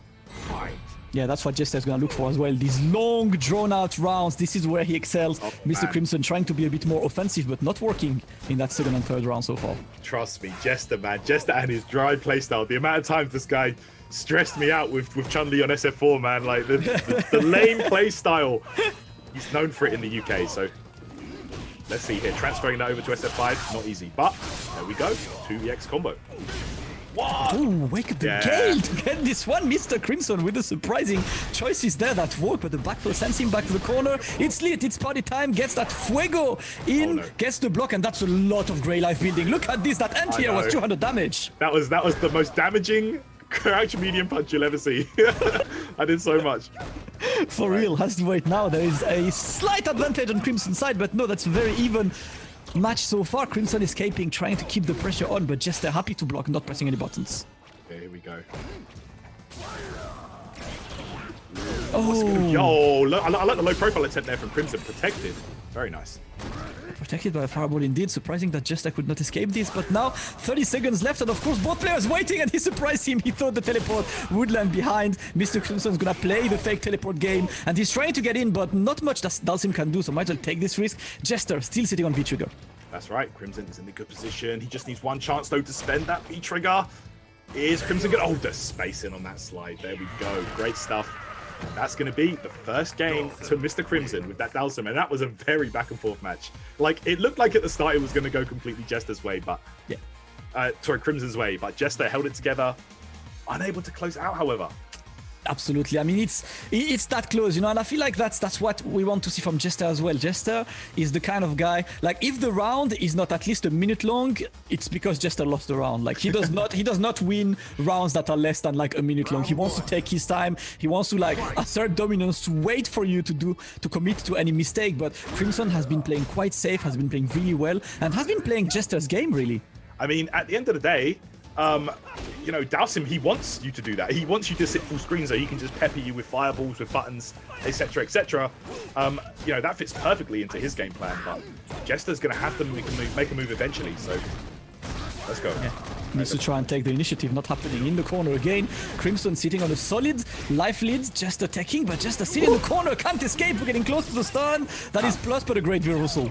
That was so plus. That was double digits right there. Okay. Oh my goodness, yo, the surprise. They're going to get the back throw for the max meter build here. Mr. Crimson moves into set point here, looking solid. He just does not want to go down to that shark tank though, boy. No way. That losers bracket, I've got to say. Ridiculous. Look, it looks like a winner's bracket, not gonna lie. Absolutely. Alright, Jester putting the pressure this time, finally getting a pressure position on Crimson, and a great answer to the teleport on this, gets the mix, but good block by Crimson. Jester escaping the corner. What? That was sick! That was a very, very nice confirm. Yo, stays in front. Look at that, and he's keeping that V-trigger as relevant as possible. Look how much damage he did with that V-trigger. Crimson's usage of that is so good, bro. He uses it so well. Nice, gets out. Just gets away from this, but at a huge life lead on Crimson's side. He's just waiting. He's got 2 EX available just for the fireball to cover his potential approach, but not happening yet. Just happy to wait and just get some more Grey life, really. Look at this. Yep, there we go. He just gets out. He doesn't even want to deal with it. He knows right now that if he gets these last couple of hits, that's it. It's over. But Jester, however, he wants the opportunity to use the V-trigger. Needs to be so careful, though. Crimson just needs that, and he's closing in so slowly. When Dowsim needs like 1 or 2 hits to kill you, bro, that is horrible. So scary. It's a really hard situation to be put in, because you know you need to take a risk to get in. So this risk could be the end of your life. It's literally this. You're gonna risk your life on your approach. And look at this, a double dash, no button press. There's still a V-trigger. What can Jester do in 19 seconds? Oh man, it's not going to be easy. Tried to whip punish with sweep. I respect the intent, but that might have been it. His last chance. The last bullet in the chamber. Is that it? Yeah, I've got to say, I have trouble thinking how would Claw get that much damage in such a short amount of time. The jump in is anti-aired, and Mr. Crimson comfortably validates his ticket to top 8 tomorrow, where he will face Gun Slinga in a first to 3. Mr. Crimson just confirms that he's one of the favorites to take it today, and that was an immaculate performance, really. He's completely, at this point, I feel like he's completely re-established himself as one of the best in Europe. There's no question about it. He's so good. Man, Jester really just looked like he was lost there. I mean, that's not an easy one at all. I feel like, you know, for Claw, especially for a defensive Claw like Jester can be. So, I mean, that's a rough one, but we hope to see more of him. We're going to see some more of him later on in the losers bracket. So, yeah. One more chance for him to access that top 8, so we'll be looking forward to watch some more Jester Power and his Vegab Tarot. We are gonna move to the game. I think this is like one of the games I was, as soon as I saw the bracket, I was like, okay, I want to watch this game. Hurricane against Infectious. Bro, Jeez, this is gonna be wild. I'm so excited for this one, man. I really am looking forward to this one, because of course, I mean, I don't think there is a need for an introduction for any of these players. You know Infectious well. You know, this guy is absolutely ridiculous. Every single time he shows up to a tournament, he does well. Had maybe a surprising, like, quote-unquote underperformance at the previous like EU West, but there was also a very, very strong pool of talent, you know, facing him, and he's gonna have to face quite possibly, you know, one of the biggest threats in Europe, Hurricane, who's been just rinsing these online tournaments, Salt Mine League, Wanted, Double Kill, you name it, he won them all. Yep, he's been there. He's been putting in absolute work. Hurricane, man, he's such a strong player. Like, for me, he's one of the best probably the best Cammy in the world. Like, he's so good, bro. But like I say, Infectious, you know, he's been there. He's been to the top of the mountain. You know, strong placings all over the place. Yeah. And let's see how he does here against Hurricane. Let's see if he can put a stop to him. Yeah, this is another potential grand finals, by the way. it actually is. Let's see. All I'm saying is, let's see if Infectious can get his honorary EU Streak Patrol member card, because right now, Hurricane, of course, he's winning every tournament he enters. He is on a 17 win streak on Wanted Terran. That is 17 first to sevens, 1 in a row against the very best players in Europe. This guy, when he's on his good day, when he's on his top game, he looks unstoppable. But I've got to say, Tarrant, I don't like saying this kind of stuff. I was watching his stream earlier because he was streaming his run, and he looked a bit, he didn't look like himself, being completely real. And you guys didn't know about this, right? But F-Words, blocked Hurricane's DP and just had one combo to do to send Hurricane in losers. And because he's a commentator, he dropped the combo and lost. But there's a timeline where F-Word is here in top 16 and Hurricane's in losers. Bro, you know it's not your day and you're playing badly when you're nearly losing a tournament game to F-Word. That's what I'm saying, boy. But But nah, that we watched that on my stream, and like, because I was streaming some of the matches. Shivs came in the chat and he was like, "Yo, we have to watch Hurricane versus F Word," and it was very close indeed. But here we go. It's gonna be Hurricane versus Infectious. We're gonna get that Zeku, that clean Zeku, against one of the finest camis out there. Let's go. Absolutely. Let's check how both of them will do. I am not entirely sure how much experience they get, against each other, because obviously these two, like, they do grind, but like it's more that Infectious, the kind of player who grinds on his side with his training partners and a bit of ranked to apply his strategies. I don't know if they've played a serious first to something together online, so that might be testing ground for both of them, really. Exactly. Yeah, it's going to be interesting for sure. And you can see now this is the big change the Kami players have made this time. The V Skill 2 is essentially a riskless frame trap attempt. Like it's so good, and you'll be seeing that a lot, I think. But let's see here. Infectious, as we know, very robotic defense. Like, he will do what he wants. You're not going to condition him. So let's see. Very methodical. He always comes with a plan. He's got a plan against Hurricane. So far, it's working well. Hurricane trying to get in, but a good conversion on Infectious side, and Hurricane gets the activation. It's time for Kami to shine, but what? Did he wake up standing medium kick? He did. And that counter hits? I guess, I don't know. I guess he's seen that one once or twice. I don't know. He must have a reason for it. He always does. This guy plays by the book. Like, you have to really be playing something different to like trick or outsmite Infectious, man. He does. Bro, what kind of book tells you to wake up stand medium kick? Fam, he knows that book. this is the forbidden tomes, bro. This is Infectious. Okay, oh my god, right there. That's gonna be huge. It's gonna be huge. It's gonna be my goodness. One touch to stun. That's exactly what he wanted. Perfect situation. And gets the anti-air. That is gonna be the game. A very convincing game. On Infectious's side, the completely robotic gameplay is working. And Hurricane, it's unusual to say this, but Hurricane could not put him under pressure once in this game so far. Yeah, he just didn't have a chance to get going. Infectious just knew exactly what he wanted to do, and just put a stop to every single thing he tried. Like, it's that simple. Infectious was ready. Hurricane was, I don't know, man. Like you said, if it's not his day to day, Infectious is a guy you definitely don't want to play against. That's all I'm gonna say. Yeah, Infectious doesn't have bad days. He's coded for this, so it just works. The strategy is on deck and it's been working. Hurricane will look for the way in. The backdash just get away, and Hurricane with a bad conversion there. Yeah, he doesn't really miss those. All right, let's see here. I think he's time dashing through on this, but still Infectious staying in safe situations, gets a clean jump in on this, but stops for a throw. Hurricane did not commit to confirm for this. Yeah, the jump medium punch, big downwards hitbox. Okay, it's the throw in the corner right now. Oh, that was tricky right there. Good block from Infectious, though. Definitely is Infectious now in the corner, forced to wait, but Hurricane gives him a lot of space to escape. Hurricane respecting his opponent a lot. Exactly, yeah, you can really see that. He's not really committed. He knows that any dive kick attempt now is just going to be V-trigger too, so... Yeah, there you go. And that was a drop dive kick. That like this is Hurricane. He's been dropping confirms. He's been dropping dive kicks. Not looking good. Definitely, and Infectious is definitely taking advantage of this. Right now, the air approach is pretty much locked, and you can see Hurricane thinking, what kind of approach can I take against someone who's just waiting, not pressing buttons, blocking, and he's got the life lead as well. Exactly. When Infectious is in this mode, it actually feels like you can't approach. Like, if you approach right now, you're going to lose. So you just have to wait and just hope. Like, it can be that simple against this guy sometimes.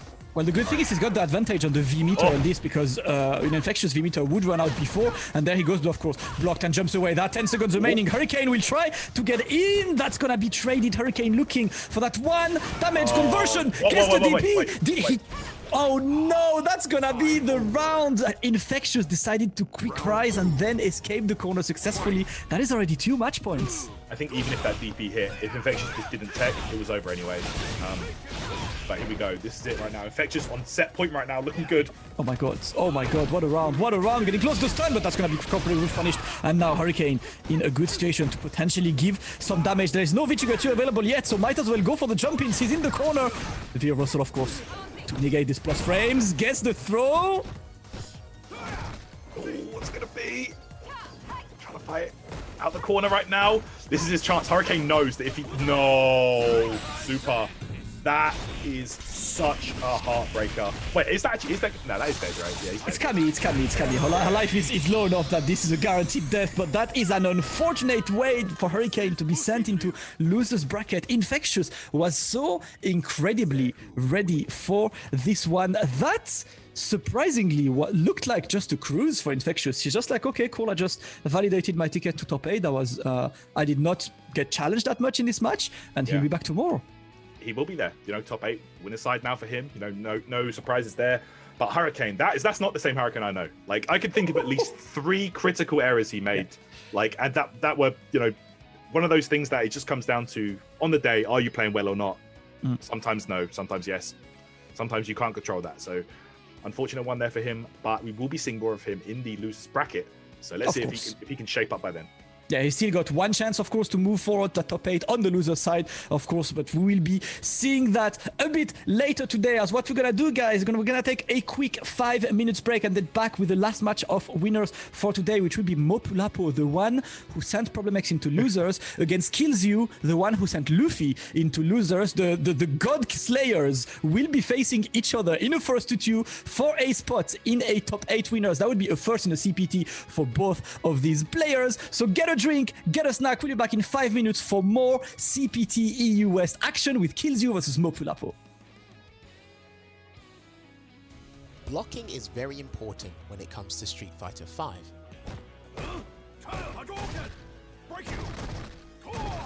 As your character is put in a defensive state, which softens the damage done by the opponent.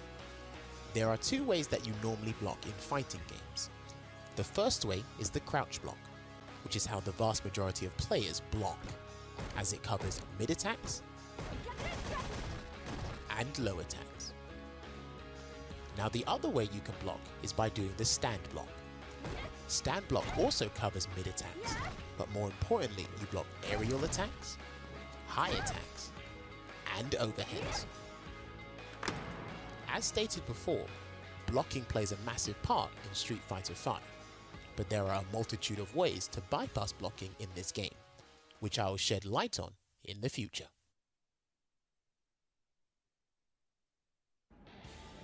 You have to train body more. Better run faster or get out of my way. I'll crush you. I mentioned previously that throws are powerful in Street Fighter V, and that they are commonly used. Well, command throws, or command grabs, are quite different from your regular throws, as they are the next tier up in terms of potency, and they require a directional input to be performed. Command throws fall under the category of a motion special attack. The reason for them being so prevalent is for a number of reasons. Some do more damage than others, and some inflict an enormous amount of stun.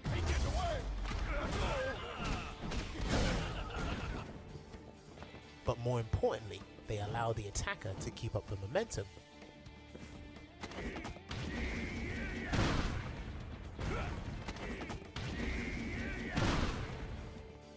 or close out the round.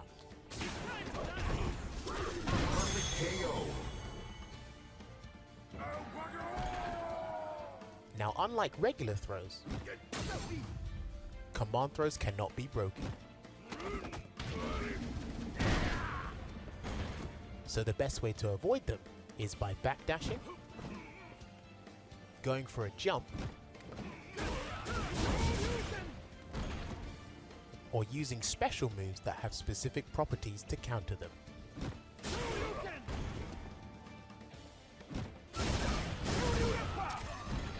Command grabs are pretty quick in Street Fighter V, with the exception of 1 or 2 being incredibly slow, as they give the character at hand an extra offensive option.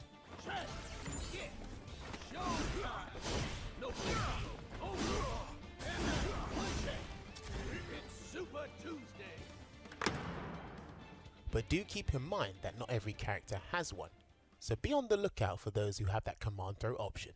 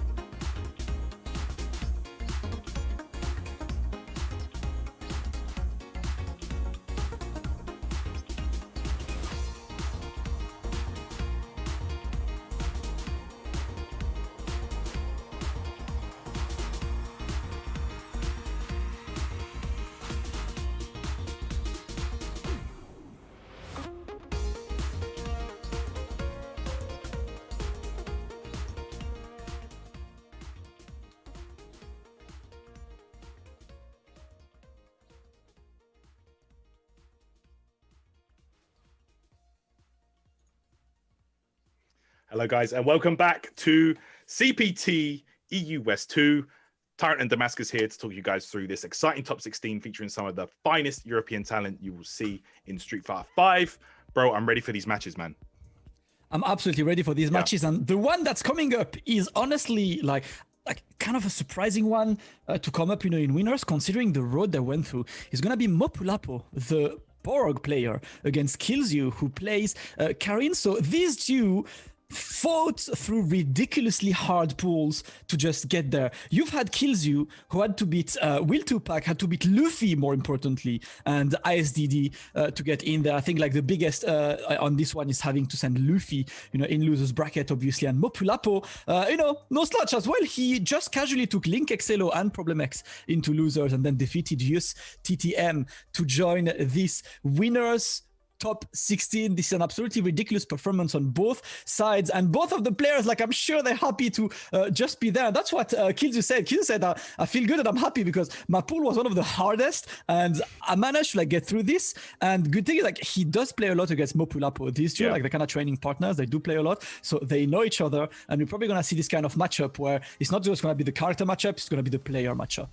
Absolutely, yeah. These guys definitely do play a lot, so it's going to be an interesting one for sure. Let's see if he can bring the Street Patrol over to the tournament format and put a stop to Killzyu's little streak going here. So let's see, man. Like Mopulapo, as you said, definitely took down some absolute killers to get here. So let's see if he can keep up here against.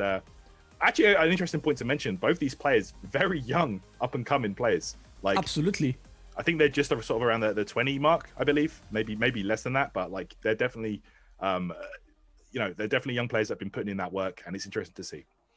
Yeah, both of them extremely young, and I think the funniest thing I have about them is the fact that Killzyu, so he is sponsored by AS Monaco Esports, like Mr. Crimson. Yeah. But to your surprise, he's actually not sponsored as a Street Fighter 5 player. He's sponsored as a professional Pro Evolution Soccer player. He's one of the best players in the world on this, one of the most popular football games on earth. And he won countless massive, worldwide tournaments on this. And he's just casually taking Luffy out, being in top 16. Ridiculously talented young player out there. He will play his trademark Karin against Mopulapo. Yep, we know that, in Europe, we know that Killzyu's definitely been playing a number of different characters as well. Mika, Colleen, he's been experimenting for sure, but here he is. This Karin is definitely his best character, so let's see. I'd say, and of course, Mopulapo is a very, very aggressive kind of player who always selects that V-Trigger 2. That's been his trademark since V-Trigger 2 was released. We're like, you know what? Friendship is done with V-Trigger 1. V-Trigger 2 is my best friend now. Yeah, I can't say the name of it, what he calls it on stream, but if you follow this guy, you'll definitely know. But here we go. Just the combo in the corner right now, looking good. He's one touch. Brain traps it up, but wow, Killzyu fires back with a jab. Just the right moment.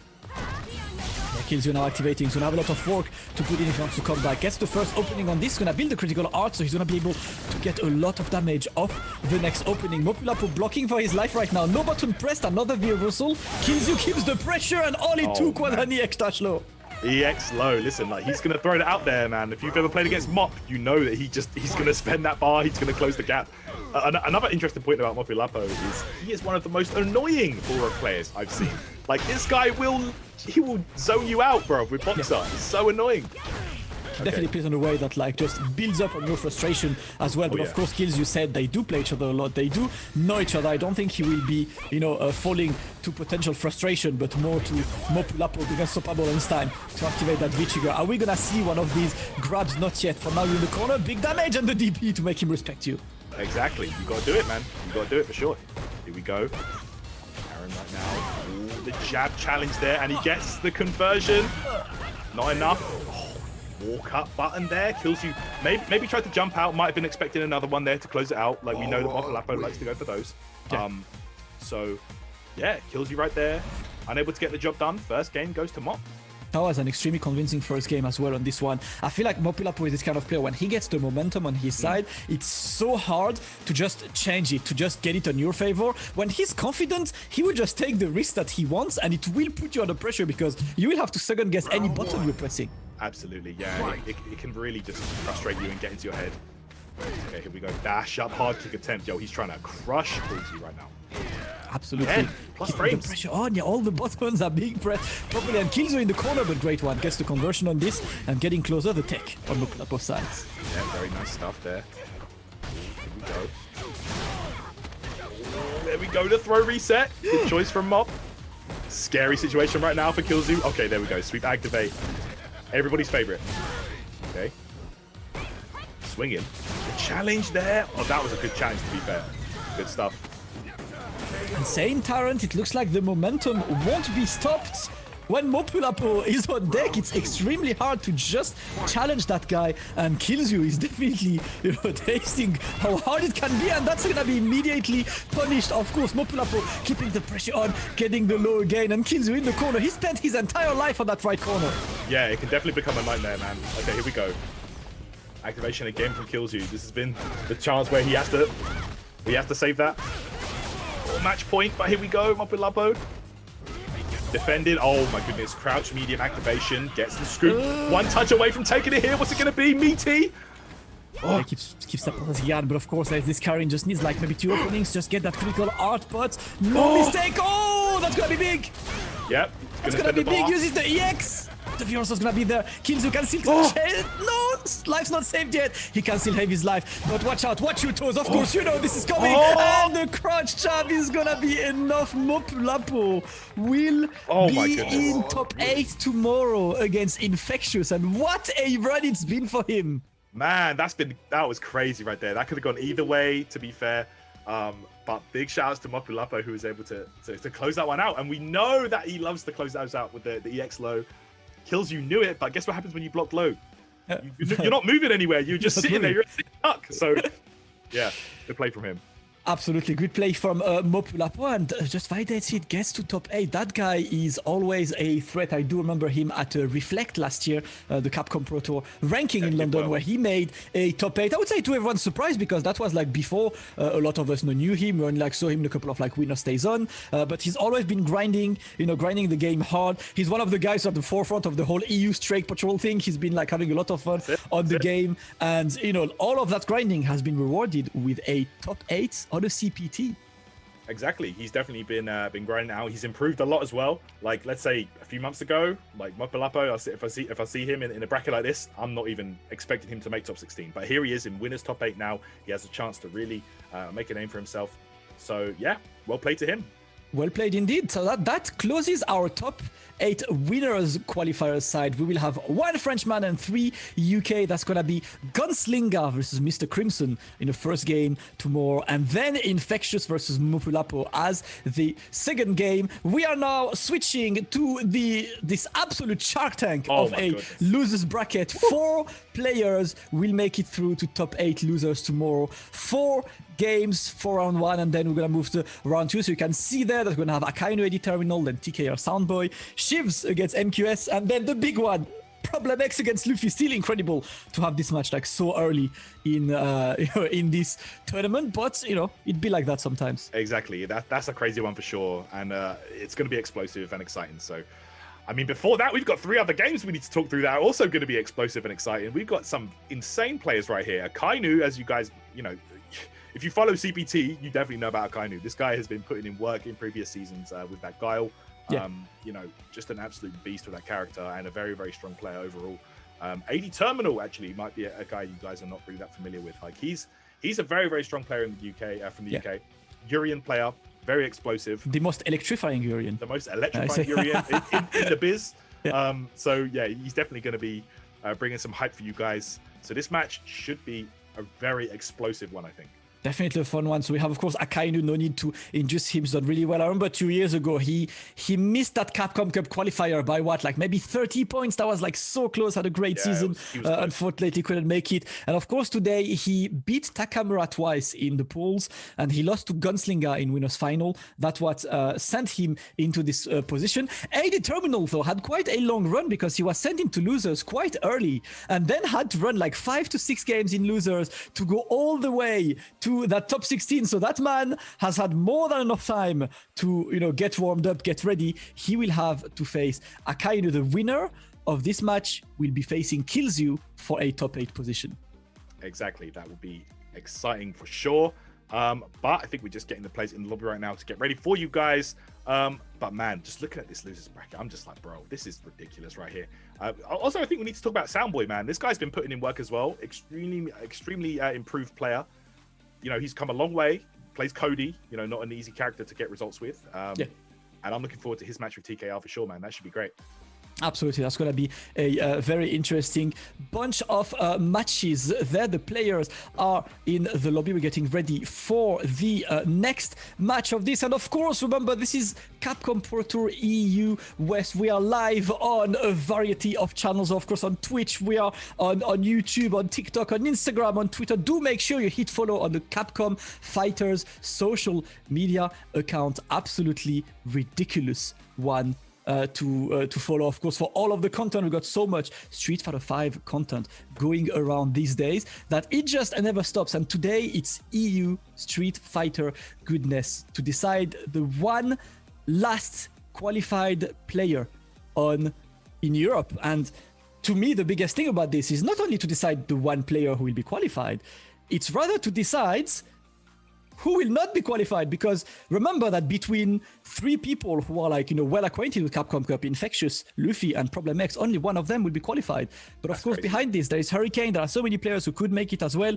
To think that all of these players will be, you know, like left aside and have to like just watch Capcom Cup is absolutely crazy. This season is harsh on a lot of players. Yeah, it's very, very unforgiving for sure. They have, you know, this is their last chance, and it's an online environment which a lot of them do not, you know, excel as well in as the offline environment. So, you know, it's a rough one for sure. And then of course you've got all those wild cards thrown in there. It could go any way. So, you know, regardless of the outcome, I'm looking forward to see what happens. And here we go, guys. We're going to get this explosive, electrifying Urian AD Terminal up against the solid defensive Guile here from Akainu. Let's go. Absolutely gets the jump to open, but no, it's gonna be blocked. Akainu just waiting. It's gonna be the Sonic Boom game on this, just waiting, trying to get AD Terminal to come in. AD Terminal definitely quite a, you know, an offensive, active kind of player. Akainu will have to weather that storm. Exactly. There we go. Ready there. Took the risk there on the jump, but Akainu ready to shut that down. Tackle attempt, yeah, properly challenged, of course, minus frames.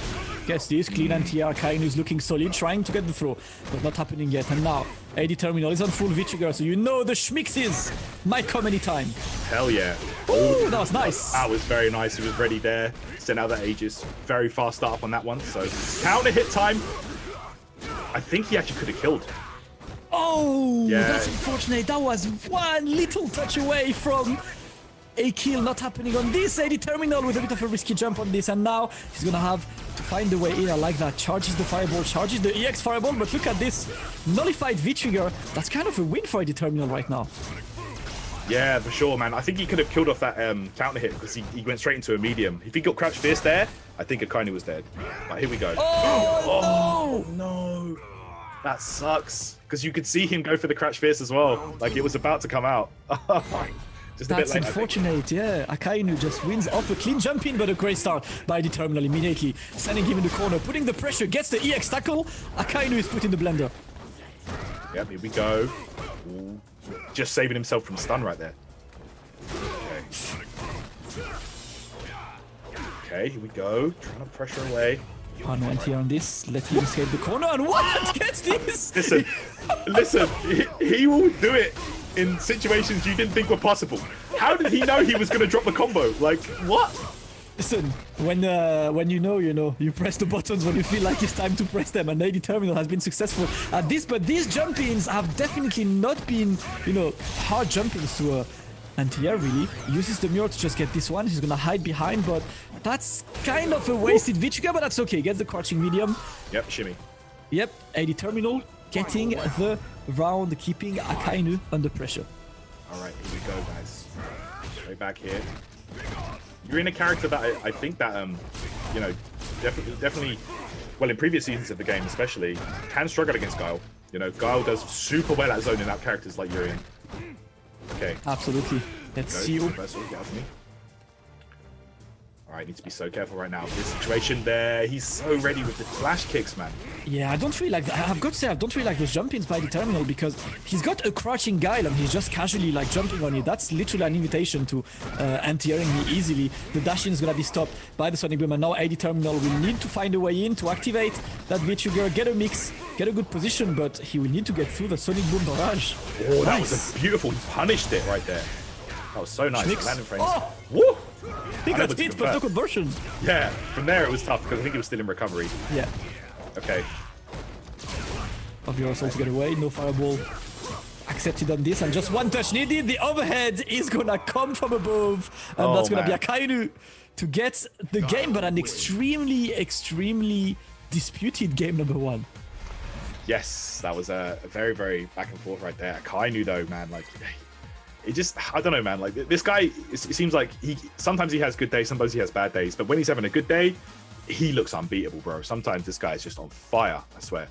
Absolutely, he's definitely, well seasoned as well. He showed us quite a lot of times what he could do. Let's see on this, he activates on that. I've noticed him doing this recently. Like he did it in a couple of matches I watched of his earlier. He starts the round with the crouch walk forward. Well, like, don't jump in it.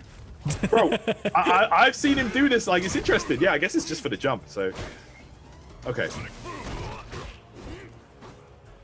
Here we go. Back the pressure. Akainu is not doing much. He's just letting AD Terminal come in. No anti on this. But gets the EX headbutt through this. This is a great round. AD Terminal right now just needs a few more hits to get it in the pocket and activates that V-skill at least to be able to compete in the Fireball War. Yeah, there we go. Using that as a shield right there. The V-skill boom, always good. So AD Terminal he fishes a lot with the charged heavy punches, you can see. Oh, a clean jump in. This is going to be massive. He can get CA if he wants, but no, okay, he's gonna hold on to it. Good choice. It wouldn't have killed anyway. No reason to use it right now, but Akainu has been so good at jumping over this fireball. I feel like he smells, he feels the fireball is coming, and he's gonna jump perfectly over it. That is like the third time in this set that he gets this one, and that fireball was looking unstoppable. Akainu now gets the life lead. He's gonna jump over the mirror, gets the throw, just needs one touch to get this one. What? Oh, I'm so surprised he took the risk there. Like, you could have just jumped away. Jeez! I mean, he might have been caught by another Aegis, but man, like, flash kick, that was a bold read right there. I can't lie down. Had this flash kick landed, that was genius, Yeah, like, of course, you look dumb when you fly and you like just get punished. But if it works, you're like, yeah, so what? Reads, I know you were, but to be honest, the mirror was there. You knew AD Terminal would look to use that mirror in some way, so press a button. Unfortunately, not working, and he got the rounds. Don't worry, if Daigo did it, it was genius. Don't worry. That's what you call an Ume flash kick. Yeah, for sure. All right. Okay. Already with those. He just uses the V-skill there to bait it. Beautiful. I go good for a cat. He's trying a bit too much Stop it. Listen, you're not Daigo. They are not going to hit unless your name is Daigo, so chill. All right. Yeah, he's been a bit too ambitious on Akainu's side. Oh, gets the mirror, but he immediately stops. Yeah, he sent out two to just get rid of it, I guess. Nice. Just waiting. AD Terminal looking for the one more round, but no meter, nothing for him to get in right now. Forced to block. Good block on this. Gets the dash into the counter hit. That should be dead. There we go. That's the counter hit he wanted in the previous game. Yeah. Get that max damage. But there it is. AD Terminal ties it up. One game apiece here. This is not disappointing. This is an exciting game to watch, guys. So press some buttons, guys. Who do you want? You want one for AD Terminal, the most electrifying Urien, or do you want two for Akainu, the solid guile, extremely solid player? So let's go. I wanna see, of course. Who do you think? Who do you think? I don't know, man. Like, I would have said Akainu initially, right? But seeing how well AD Terminal's playing right now, I'm kind of believing. Yeah, AD Terminal is adapting very well, man. Yeah, for sure. Okay, there we go. Dunk. Oh, gets to jump again. He's been so good at this. That. So good. Clean jumping, man, over the fireball. Beautiful stuff. Indeed, and the upside down, of course, he's gonna get a lot. Akainu is absolutely cruising through this round. Gonna get good amount of damage, and he gets the reset, but that's not gonna kill. That's cheeky. Listen, that looked so sick. That looked so godlike. Ready I got there. hit in real life. Yeah, this flash kick hurt me. Flash kicked him out the venue, bro. Oh my goodness. Oh my god, alright, wow. too much points now on Akainu's side. That looked clean. That was a long perfect as well, but Yeah. he's still gonna get the advantage. The AD Terminal struggling to get back. Akainu looking a bit confident right now after this round. Guys, clip that flash kick. That was too sick. All right, here we go. Okay. Wow. Any terminal trying to fight back? Okay. Ooh. Okay, max range tackle there. Oh no! Kind Would have been much more, yeah. Yeah, and kind of missed his punish. Whoa. Okay. Listen. Headbutt. Okay. Activate, that's good. Just to try and fight that Vitri gun. He gets the crouching medium punch. That is 1 match point saved, and that's gonna be the final round. Betting your entire tournament life, your last chance this year to get into Capcom Cup. On this very round, Akainu starting the Fireball War. AD Terminal trying to jump, but that's properly anti-airs. That's right. Let's go. Anti-air, solid as always from Akainu. Ready with those. Yeah, that one was unpunishable, but okay. Man, so any terminal, he's switching up the game plan. He's not going for as many of these hard punches. He's just trying to close the gap with tackle. Yeah. He realizes anytime there's, you're not next to Guile, you're not doing your job properly. So he's trying to close the gap as much as as possible. Okay. Yeah, this is looking like a good round for Akainu to be honest. What he was looking for, but that jump in. It's not the right one, and that's gonna be, you know what? That's one V-trigger activation into one mix that could take it for AD Terminal. He gets the counter hit, no activation after this. That could have been a kill, but not happening yet. AD Terminal leaves him alive. Upside down kick. Akainu clutches the win. I cannot believe it. AD Terminal had the one conversion he needed for the kill, did not convert, and gave the win on a golden tray to Akainu. That is a loss he will remember. Oh, that's good. Yeah, that's gonna haunt him for a while, man. Like, all you had to do was just do ages. Just put it out, man. Just put it out there sometime, man. But man, that sucks. Akainu could sense the desperation as well. He knew that could have been it. If the Aegis was put up, that could have been disaster, and the game could have been finished. Yeah. So that's why he went ham at the end there. It paid off, and he's gonna go on. Yeah, unfortunate for AD Terminal, of course. He did give us a very, very entertaining match. Had a great run, so great games overall too. AD Terminal today, he will take that 13th place for this tournament. We're gonna move to the next game of that losers bracket, and that's gonna be TKR against Soundboy. So TKR on one side had quite a stacked pool. He had to run through Fasa, the Urian, German Urian, Broski twice as well. He lost to Mr. Crimson in winners final, so definitely a hard one. And then you got Soundboy, who had quite a good run as well. Sent one step layered into losers. Then he lost to Momi on that winner side, and then had to run all of that losers bracket. Did really well and got the run back against Momi in losers final, and there he is about to face TKR to stay alive in the tournament. Extremely good performance for him. Absolutely, yeah, a very, very improved player. So like I said earlier, man, this guy is a very strong Cody player. He's definitely been grinding, putting in that work, training hard. I know he streams a lot as well, so it's going to be a great one for sure. I think Chun-Li is one of the ones that can give Cody a lot of stress, though. So let's see how it goes. I see that because TKR's Chun-Li is looking absolutely ridiculous. He's been streaming a lot, he's been playing a lot. He won a tournament, right? Yeah, definitely looking very, very, very strong. But Soundboy, a strong grinder with his Cody, absolutely looking to just get better, constantly grinding, getting better. And today he's got there. This is the his first top 16 in a CPT. He's saying it himself. He said that the matchup is not easy, but he's got some stuff that he hopes he can bring out against him. So we'll be looking forward to this. The soundest of boys about to face TKR for a potential chance at a top 8 losers. That's going to be Chun-Li versus Cody. It will indeed. Let's see it here, man. It's going to be a great one for sure. It's going to be exciting. Cody, definitely one of the big winners this patch. Very strong, but you could say the same about Chun-Li. She definitely got a lot of improvements as well. Looking super strong. Also, but here we go. There we go. We're going to get that clean Virgil costume on for Cody. Yeah, we got the Virgil. That's been his costume of choice lately, and the fancy Chun-Li has always been TKR's choices on this. Let us see what TKR can bring out against Soundboy. Of course, always cool to see some Cody into the mix. Always love to watch the character being represented. Today it's Soundboy's turn, but he's gonna have to face a huge threat in the name of TKR. Right, love me some Cody gameplay. Shout out to my boy Pax, unable to make top 16 here, but you know, another strong Cody as well. But here we go. Soundboy gets the zonk. All right, TKR backs off. Oh, Yamato comes out. Let's see it. Okay. Some very early activation for Soundboy, but not getting much of it for now. Gets the legs as well. TKR has been so surprising on this. Gets the zone, keeps the pressure on. TKR not pressing any button. Yeah, level 2 EX zone. There we go.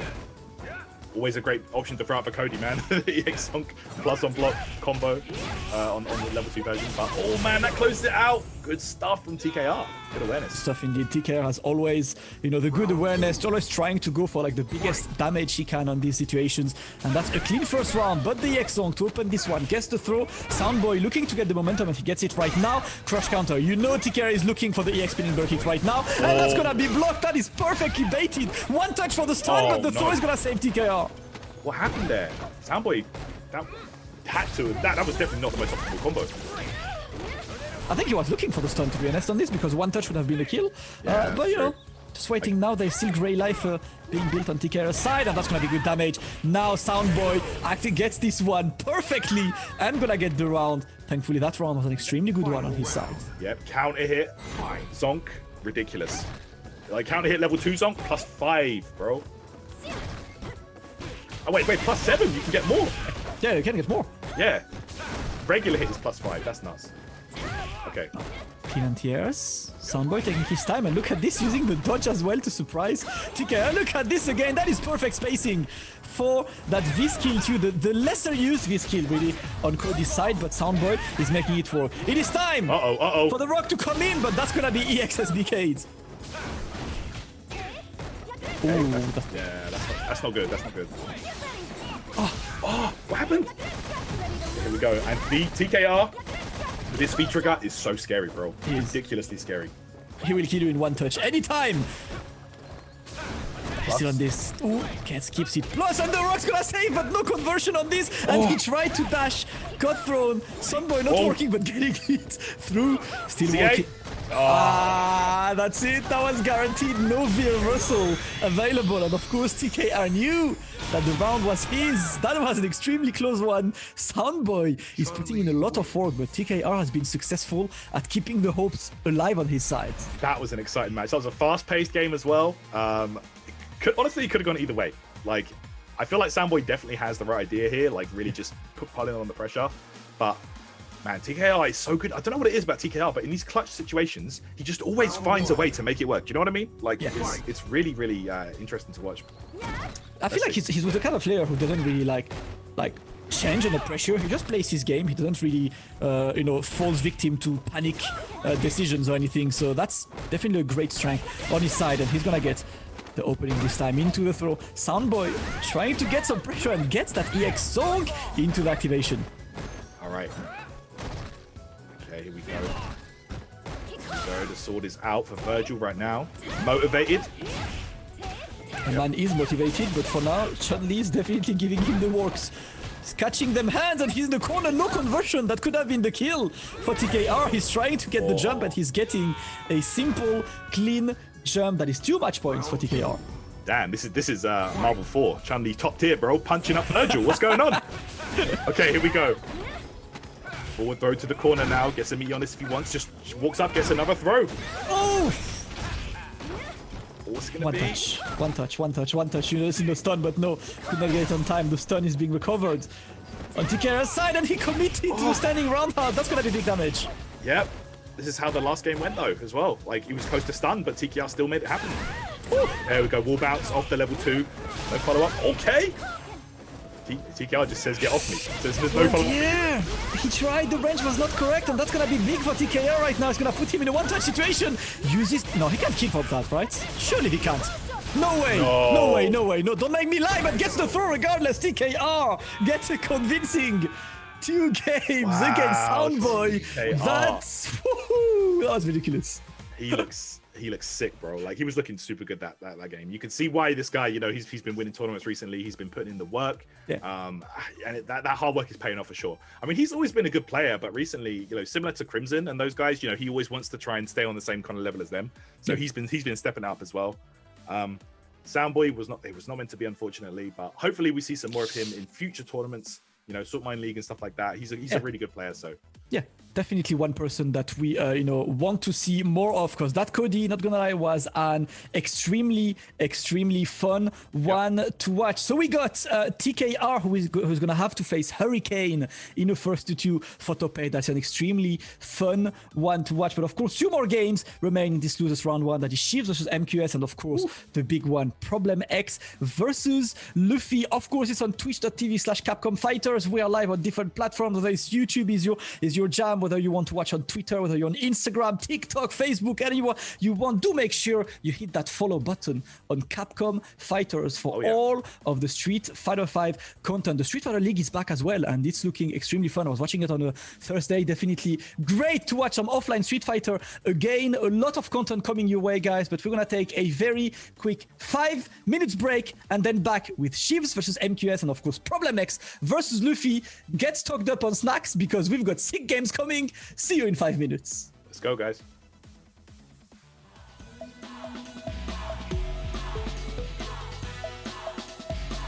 curtain falls. I'll take you downtown.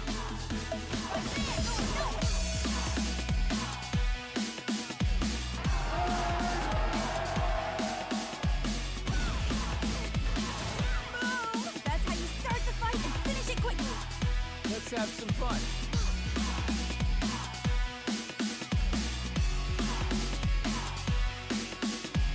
Let me zap you. Here we go. Whip up! That's that! Terrific wing!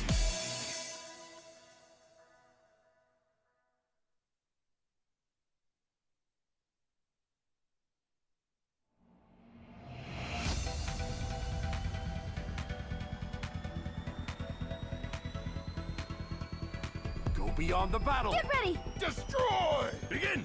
Let's go. Disappear! Kneel!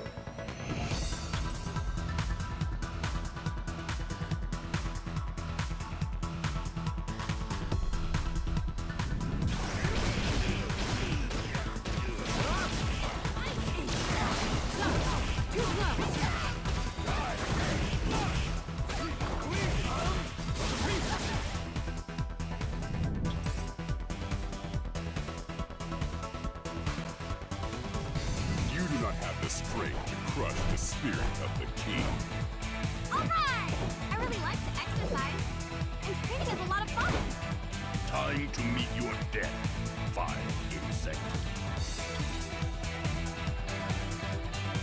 Pull out all the stuff. Hadouken!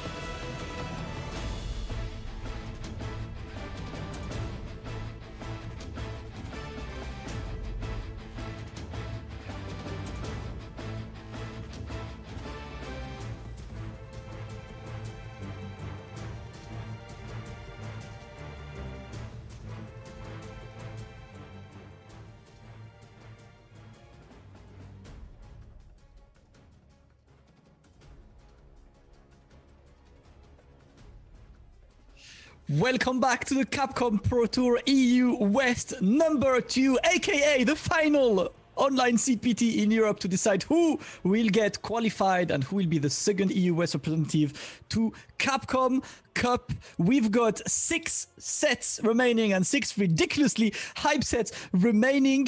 And Tarrant, we've been treated to so much cool Street Fighter 5, and I'm sure it's gonna keep it up with all of these matches coming now. Oh yeah, it's definitely going to keep on going, man. We've got some great ones coming up, man. Oh, let me tell you, these 2 next ones are going to be big. Shivs versus MQS, that's going to be crazy. But man, Problem X versus Luffy at the bottom end of the losers bracket, that is just going to be off the charts, boy. That one is, my God, like, we said it and we'll say it again, seeing them in top 16 losers is an absolute surprise, and one of them will have to miss Capcom Cup. One of them will have to, just sit on the sidelines at the end of this game, and that's going to be 1 vs 2 to decide it all. But of course, before that, it's going to be Shivs and his Menat against MQS. MQS, who in his pool had to absolutely face the French Storm. He had Zera, he had Beslem, he had all of the guys. Shivs on his side had to take Abdes and his crazy Kage down. So an extremely hard path for both of them, and they made it to that top 16 losers side. The winner of this one will have to challenge Just a Power for a spot in top 8. So we should have a Fang versus Menat, not a matchup we see every day, Tarrant. Nah, definitely not going to be a common matchup, like you say. Shiv's definitely been working hard though with that Menat. Ever since he made the switch full time, like at this point, I would say his main is Menat. Like he still has the lore in the back for some matchups, which is nice. But MQS, yeah, you're only going to be seeing Fang out of him, so a lot easier to prepare for, to be honest. Absolutely, definitely a player that, I mean, you know what to expect, but also, Fang is always a character that's like can be tricky to face. And MQS, he has been grinding, he's been even like organizing tournaments, and that's gonna be a Laura pick, which I completely understand. Might as well, if you're not too comfortable with Fang, why not pick the character who can steamroll him rather than the character who will need to play methodical against a character you might not be comfortable against. Exactly, yeah. Fang is definitely one of the characters that does well against Menat. Those anti-zoner types. And earlier on, when I said easier to prepare for, guys, I don't mean to prepare for Fang in general, because that's never easy. But it's only one character. So here we go right now. Shiv's locked down in the corner. Oh, nice anti-air there, and MQS definitely solid on these trap situations. Really, really strong player. Here we go. Scoop. I guess the first command grab, but backdashes away, back to safety on MQS side. Shivs trying to chase.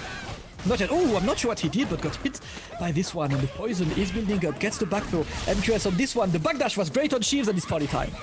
Yep, here we go. Ooh, jumps away. That poison was bleeding, but here we go. Throw. Meet your shoulder. She's trying to be patient on this, but whoa! I got hit. I had no idea which side he was. Yeah, that was crazy. Whoa! Okay, there we go. The jump medium kick there will close out. First round goes to MQS. Yeah, and clean round as well. Definitely been played well. He managed to keep that Laura away, but gets the clean jump in to open this. And now Shiv just trying to keep that command grab threat up, trying to let MQS escape, but a great one. No escape allowed right now. No command grab yet, just forcing MQS to take a decision. And look at this, Shivs is not stopping. Nah, he's really he's going in right now. He wants to win this one. Does not want to be going out the tournament this early on. He definitely wants that top 8, but here we go. Yeah, still a lot of work to do on this. Shivs just walking under this one. A great answer. Nice. Yeah, that was great. To this. This is a man who's been ready for the matchup. Gets to throw. The counter hit is there, and Shivs gonna get the rounds. He will indeed. Closes it out there. Corner position. MQS not sure what he tried. But here we go. Alright, Shivs looking good. Shivs a recent addition to the Warlord Club. I think he reached the rank like about 2 to 3 weeks ago on his stream. Yes. So yes. Out there repping that golden title on this, but in the corner right now, and that's an amazing sequence from MQS because already like a quarter of the life out on Shiv's side. Okay, here we go. Punishes that overhead attempt there. Plus frames. Oh, scoop. Let's go. All right. Oh my goodness, yo, too risky now. Okay, MQS takes control now. Here we go. Ooh, looking good again, and Shiv's now in the corner. The poison is building. Plus. Yeah, keeping it. Plus, we're getting close to just a one touch as well. That's what MQS is trying to build. She's looking, when can I press a button in this madness? I do not want to be a reversal, and that might have meant the end. That's one of these moments where you're like, should I be a reversal and win without V-trigger, or am I stubborn? And unfortunately, it didn't work for Shivs. He was getting peppered away, man. There was just buttons after buttons after buttons. And then, you know, just when you think you have an opportunity to escape, he's ready with the anti-air. When you try and, like, you know, approach forward, he's ready with the two hitting moves. It's a really tough one, it looks like. I think that, let's see if Shiv sticks out here with Laura. He is, okay. Yeah, he is, okay.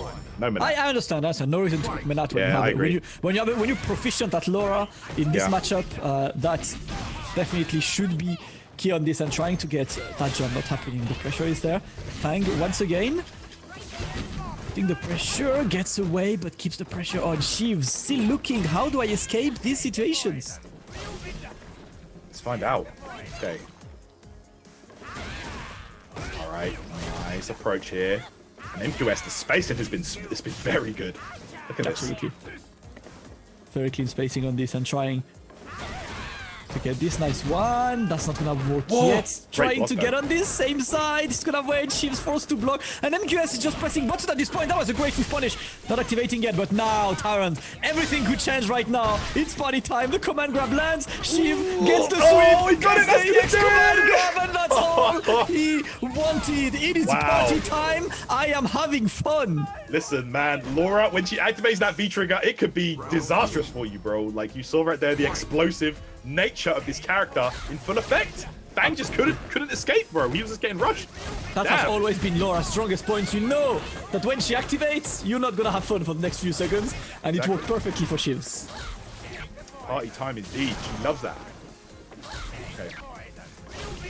Yeah, just dashes through on this and trying to meet Fang on that pressure. That jumping will be properly anti-aired. Not sure why he tried early hard kick there. That's interesting. Yeah. Shivs still looking for the way in, gets the air to air this time under pressure. And I think Shivs has been playing really smart, not using much command grabs, just forcing MQS to try and escape. And that was the right escape on MQS side. That would have been a stun to potentially the game for Shivs. But MQS still alive, MQS with the pressure, but activation is pending. Okay. Blocks. Oh.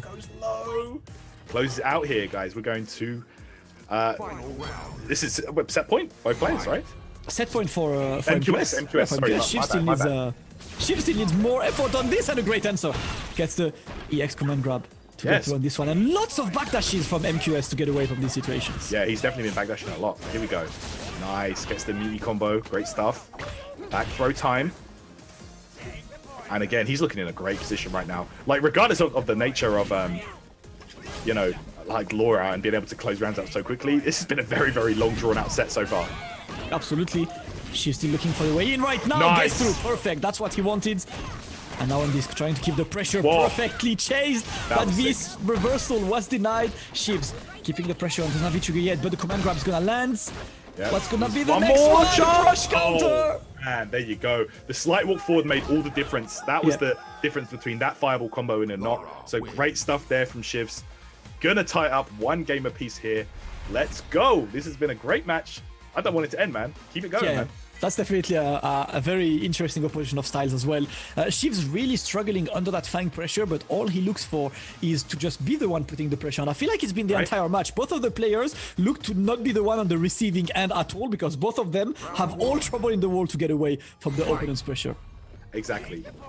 Undoubtedly, man. Okay, but a full jump in to start it off here from Shivs. Great stuff from him. All right, here we go. Once again. Beautiful stuff. Look at this, Shivs. One touch away from the stun. Oh, that's gonna be big. It's Laura, you know. Dead. Yeah. You need to be Javits, sir.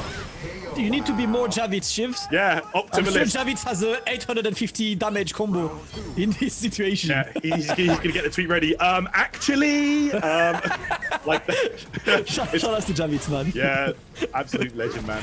Shouts to him. Okay, here we go. Just moving, not happening, just like waiting still. And MQS looking to just get the neutral control, but it hasn't been working. She's very offensive and successful in his offense. Yep. Snipes him out the air. Yo, right, look at this. All the right reads here for Shivs. He knew he was going to do the EX escape. Okay. champion. Oh, lands on the cloud. This is not good for Shivs. Oh, man. Still with a lot of life, but that poison's going to add up. Ready with the reactions. That was so nice. Always there. Great anti-air. She's looking good. Keeps the cross frames in, but once again, the backdash puts MQS in a safety position once again. What the hell just happened? That was cursed. Yo, Shivs, why didn't you convert this, man? What's wrong with you, bro? Come on, that's an easy confirm, fam. Well, that was wild. What happened there? That was menacing. Yeah,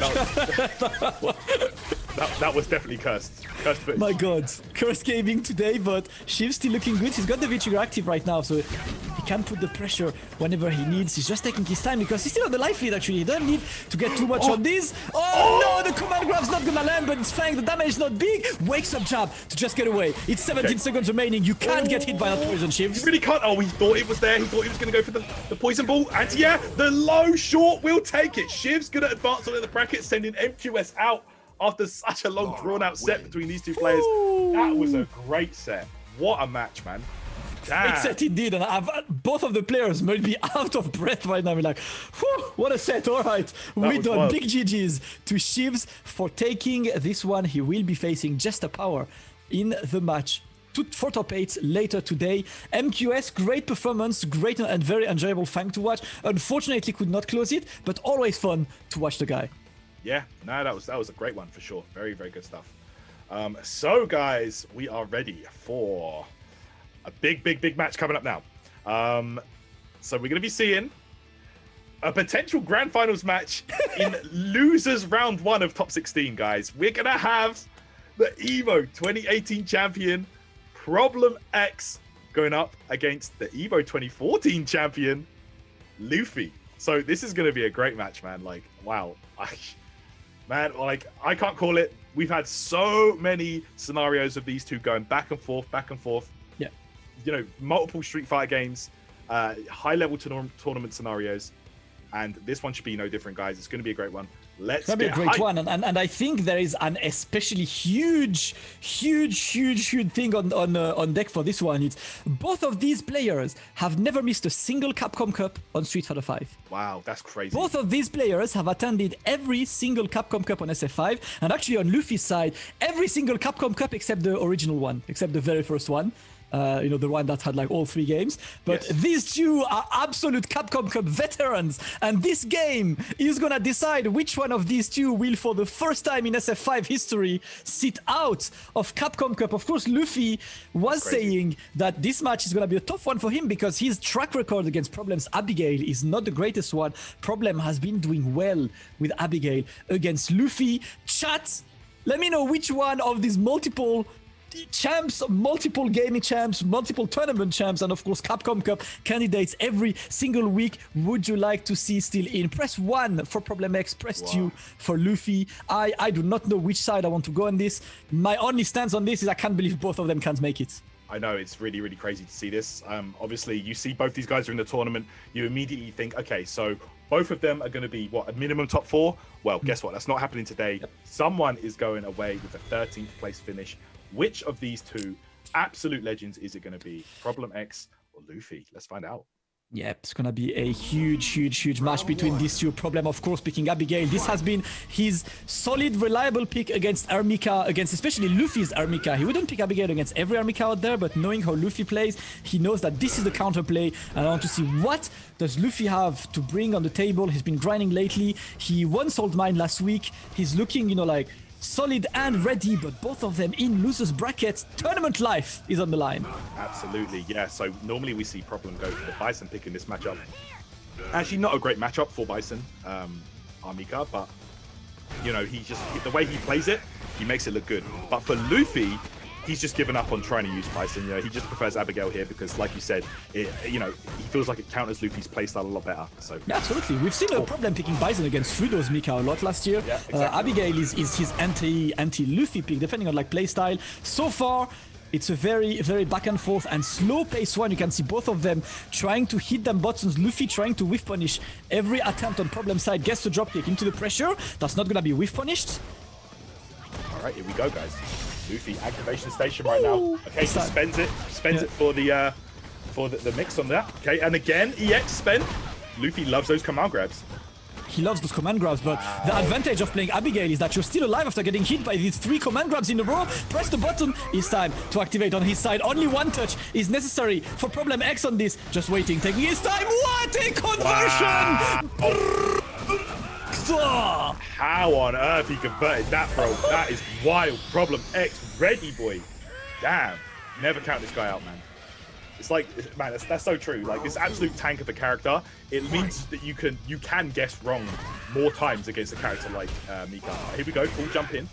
Bro, that confirm was so good, I want to say it was a buffer. It was hard to confirm from Problem X. And look so at this. Immediately takes the advantage in this round. He's going to wait on this. He, of course, got V-Skill 1 to potentially parry those drop kicks, but Luffy again. But look at this. These command grabs, they only barely graze Abigail. Look at this EX command grab. It's supposed to be a great one, but look at the life. It's still okay. On Problem side, the stun is building, though. Okay, jump straight out. Yo, Luffy has guessed wrong on those command grabs 2 times in this round alone. Okay. Alright, what's it going to be here? Problem X does have his back to the corner. Luffy needs to close the gap, but you need to be so careful against a guy like Problem X, especially when... Let's go! Activation just dead. This character, man, like, I swear, the activation scaling nerf does not apply to Abigail. Like, this guy can do so much damage from a V-trigger activation. It's ridiculous. Problem X is going to take the first game here against Luffy. Damn. Ridiculous indeed, and now Luffy is back to the ropes. Luffy is playing his tournament life, he's playing his Capcom Cup life on this game, and we know that this is when Luffy gets the boost. This is when Luffy is at his scariest. It's when he needs to win. It's when, like, he's back the rope, he's like loses bracket Luffy, but of course, Problem, a different beast, looking absolutely confident in this matchup. The dive bomb to open this into a normal jump in. Luffy already schmixing the opponent. Yeah, he's just going for those big pressure situations and it's paying off. Here we go. Stun there for Luffy. Problem X. Gonna have to guess here off the reset. What's it gonna be? Oh, he just, okay. Luffy mistimed it or something. Yeah, it's okay. That works. Gonna get good damage on this, and now pressure is on the Vero Soul is gonna be blocked. Problem X just waiting. Luffy just pressing buttons. Problem getting another great conversion. Guard break. Oh, and he gets one more off this. He needs to be careful though, the CA's there. Okay, yep, you have to be careful right now. Luffy will do it. Don't think he won't. Oh, what? Luffy, you madman. And the sweep. I got V-trigger, to be honest, but yeah, he had V-trigger, but that was such a Luffy thing to do. To flip in. Come on, grab off that. Come on. After an air reset like this, you just command grab. Listen, Luffy, the kind of guy, you know, just go all in at the roulette table and it pays off somehow. You know, this guy, he's a gambler at heart, and this is the perfect character for him. Here we go. Absolutely. I'm really impressed by Problem's conversions, but Luffy absolutely steamrolling on this round, getting the crush counter on this, and that is gonna be an absolute speedrun of a game. Luffy, even in this set, lightning fast. Bro, let me tell you, this guy, like, I don't know what it is about losers bracket Luffy. Something changes in this guy, man. I swear to God, like, something just like, it's like he hits the switch and makes it happen. I don't know how, but there you go. One game apiece here, guys. One game apiece indeed. Luffy turning. I still can't get over this. Problem X versus Luffy, round 1, losers top 16. Someone's going home. I can't get over that. I'm sorry. That's crazy. All right, let's go. Final game of this set to know which one of these two will still be in the race for a Capcom Cup qualification. Luffy or Problem X. It is Abigail versus Armika. Oh, yo, we're trying to whip punish now? Trying to whip punish Abigail? You're brave. Yeah, that's what Luffy tries always. Every time he sees a button, he just presses a button as an answer, just in case it works. Yeah. I think that is a good option against Abigail. When you see him whiff one of those buttons, to not even try and whiff... Oh, my goodness. Full jump in right there. Problem blocking, but yeah, the throw. Nothing on this, and of course you'd wake up with buttons on this. That's gonna work. Luffy just gets some space back, looking for another way in. Problem taking his time.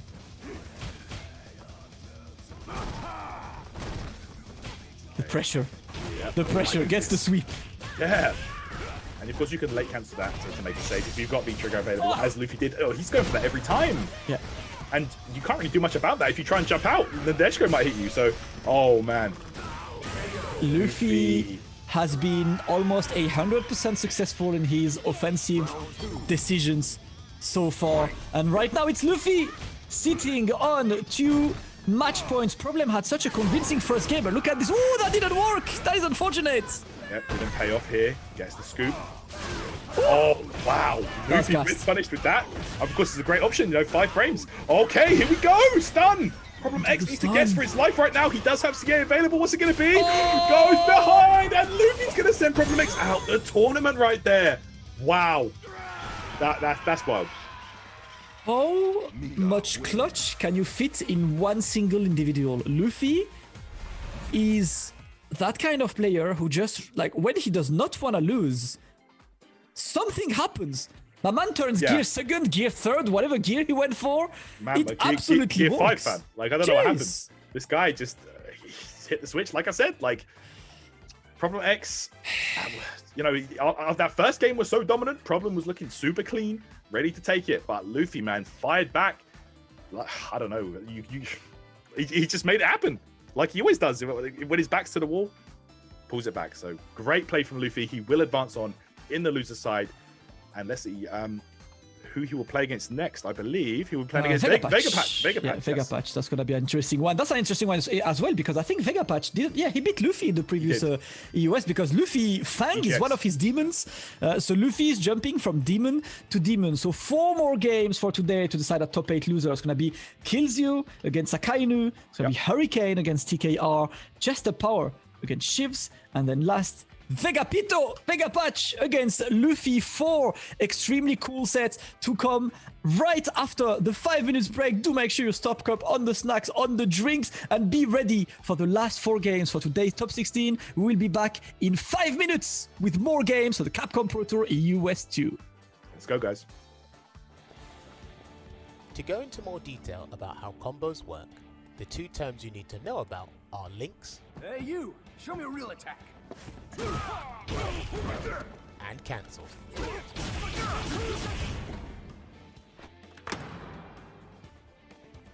Let's start with linking.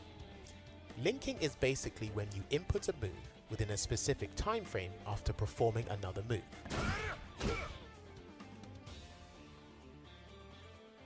Linking both attacks together creates the combo.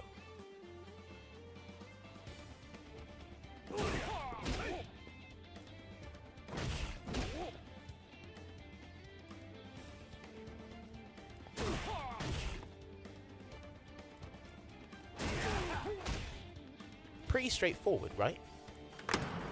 But then what about cancel? Cancels are defined as stopping the current animation or move your character is doing by inputting another move that cancels the previous one.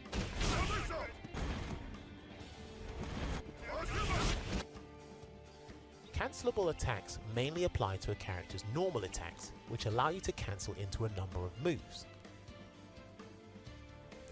These are also referred to as cancelable attacks. The 4 types of cancels you need to know about in Street Fighter V are as followed. Special cancelable, meaning moves that cancel into special attacks. V-skill and V-trigger cancelable, meaning moves that cancel into a character's V-skill.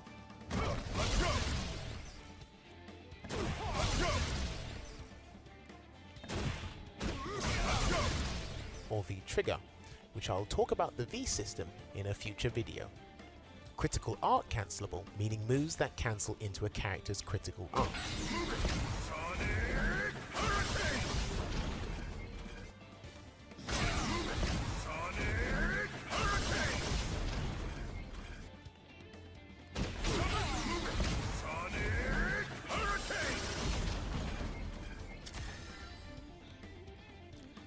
But how does one differentiate the 2? The difference between linking and cancelling is that with cancelling, the animation of the earlier move is interrupted.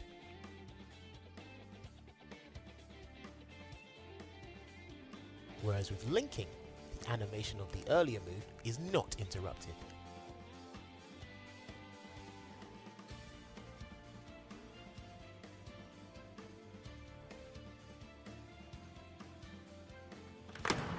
This is another one of those topics where it sounds complicated at first, but when you see it in motion frequently, it will make sense over time. Links and cancels are integral when it comes to combos. The more you play fighting games, the more you appreciate difficult combos.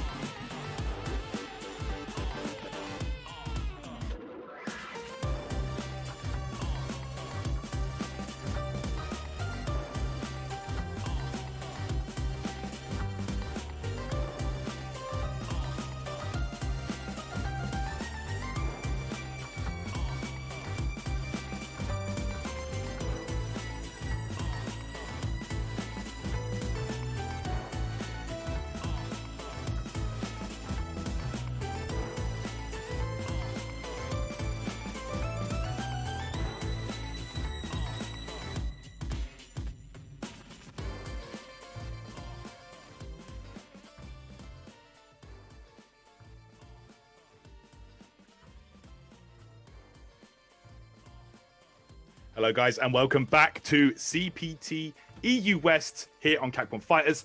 Tarrant and Damascus here to take you guys through the remaining matches in this top 16. Some really crazy matches going down, man, and some interesting results. But we have 4 more matches left to decide who will be making it into the top 8 for tomorrow. It's going to be a great one, man. We've got some really good players coming up. Absolutely. 8 players remain in this loser bracket. Of course, only 4 can make it through. We're gonna start with the Killzoo versus Akainu, then Hurricane TKR, then Just a Power against Shivs, and then to finish, to close the day, Vega Patch against Luffy in a run back of that exact same match. Happened, I believe, for top 8 as well in the CPT EU West 1. So an absolutely exact rematch of what happened last time. That's going to be 4 exciting sets to know who will be our 4 remaining competitors tomorrow in that top 8 to go all the way to Capcom Cup. Of course, the surprise I would say was there, of course, because they had to beat so early. Is Problem X is out, which is one of the players who has never missed a single Capcom Cup. Will be missing this one unless he wins on the popular vote, and he knows he already got my vote regardless. So I don't know about you guys, but personally speaking, I know who I'm voting for at the end of the season. Right. Now it's time for this losers bracket match, the last round of losers to qualify into top 8. We're gonna have Killzoo against Akainu, and once again, these are 2 players who know each other well. They live not too far from each other, so they actually go and play offline a lot against each other. So nice. Absolutely, good friends, travel together when tournaments exist, which is a myth now, obviously, and always play together, train together. Let's see, only one of them can make it to the top 8. That's right. It's going to be a great one for sure. Like you said, these guys definitely play a lot. It's going to be a great one. We're going to be seeing a lot of player-specific stuff here, I do believe. But let's see. Like, Karen, definitely a character that can give Gile some hassle. So Akainu, I feel, will be on the back foot for most of the match. But let's see how it plays out here. It'll be a great match regardless. Both... I would say both of these guys in the top 5 in France right now. Like, I would say for sure. Yeah, they've definitely been grinding lately. Killzoo is always extremely successful when he enters tournaments, when he's on the grind, because of course he plays multiple games at a professional level, which is crazy. So whenever he's on the SF5 grind, which is his current grind, he's an absolute threat. Let's see if he can make it against Akainu. Let's see it here. Here we go. Akainu just trying to fight his way back towards the middle of the screen here. But Killzoo trying to close the gap. Nice hoop, the upside down kick. He's gonna work on this, and he's gonna get the conversion into the stun. Doesn't even try to build some extra meter. He's okay. He's just gonna get the kill. Man like Akainu getting a very convincing round number 1. That's it. Looking great. So scary against Gile. Okay, nice. That was a there. cool sweep, Yeah, ready for that. You know, catching the V skill. Start.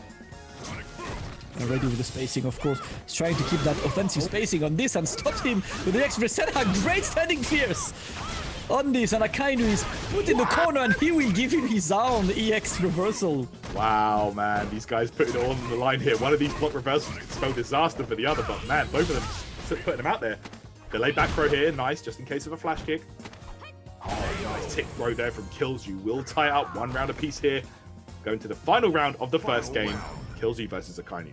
Yeah, extremely close. First game of close between these 2. That's what we expect, of course, from people who play each other all the time. And Killzoo shows first blood on this. Sends Akainu straight to the corner. Gets the throats. Is looking good on Killzoo's side. He's trying to wait for potential EX flash kick, but not happening yet. Okay. Go. Oh, there we go. Gets the conversion with the EX. Spends 2 bars to do so, but it was worth it. Look at the life lead Killzoo has right now. The reversal here from Akainu, but Killzoo walks right up and throws him. That will be the first game for him, and that was a quick one. That was a quick one. Very convincing round number 3 in this match. Killzoo immediately gets his game, and Akainu will need to, potentially try to draw these rounds a bit longer, because Killzoo has been very offensive, and when he gets the pressure, he puts you in the corner. Either you bet your life on that EX flash kick, either you're gonna get chipped out like slowly but surely, and then all of that gray life is gonna be taken away. So far, successful start once again by Killzoo, looking to get another quick rounds. That's it. Let's see. The buffer right there paid off for him. Killzoo again in full control, and look how quickly Akainu's in the corner. There we go. Gets the stun. Gonna have to go for... No, he doesn't. Oh! Is it wouldn't have killed? He had the shimmy, but decided to go for shimmy into throw. That is unfortunate, because he would have gotten the kill. Akainu still alive, but a wake-up sweep. Working on this. Kills you is too young for frames. He just pressed the buttons he wants, and he's gonna get too much points. I guess at this point, he just knew that he would try and dash up and attempt something. That situation, Akainu likes to try that. So wow, rare footage of that actually crush countering. You don't see that very often.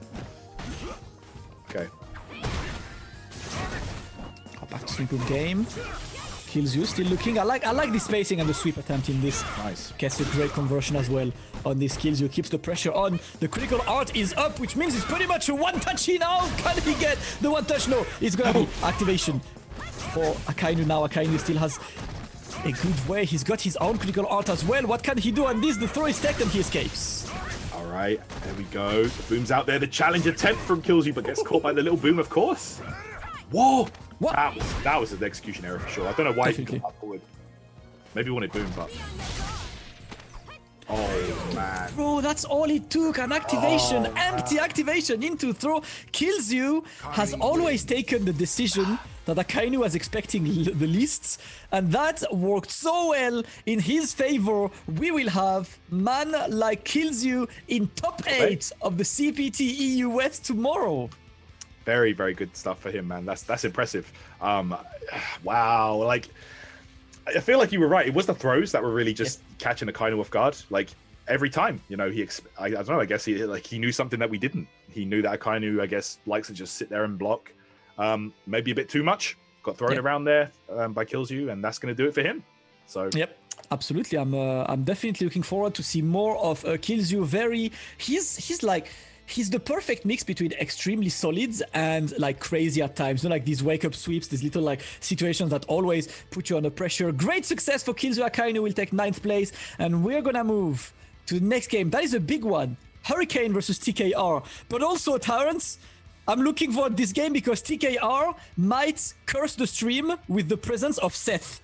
For the first time today. We managed to have an entire sub 16 without Seth so far, and TKR might stop the streak. We nearly made it, guys. We nearly made it a whole top 16 CPT without Seth. But no, TKR might bring the Seth. Let's see. I don't think his record against Hurricane is great with Chun-Li, so that might be why he goes for the Seth pick. But let's see here. Regardless, it should be a great matchup.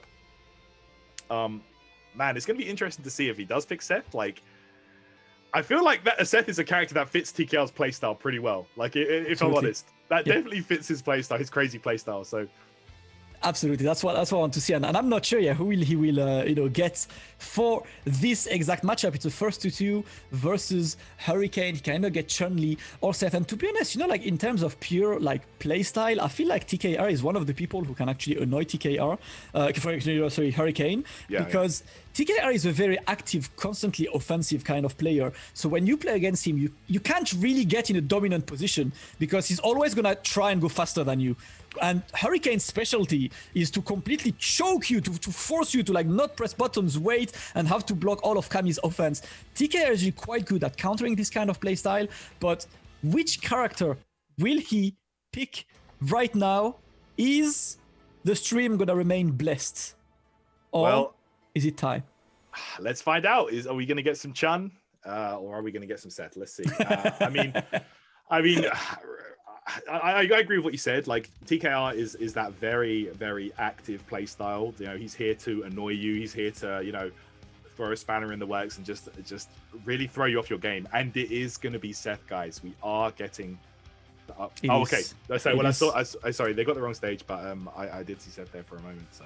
Yep, we're gonna have to wait for a stage change for this. But yes, it looks like TKR is going to pick Seth for this one. Of course, is a character that if you're a serious Street Fighter 5 competitor right now, you should invest some time in Seth. This is a pretty good investment. If you want them stonks, go for Seth.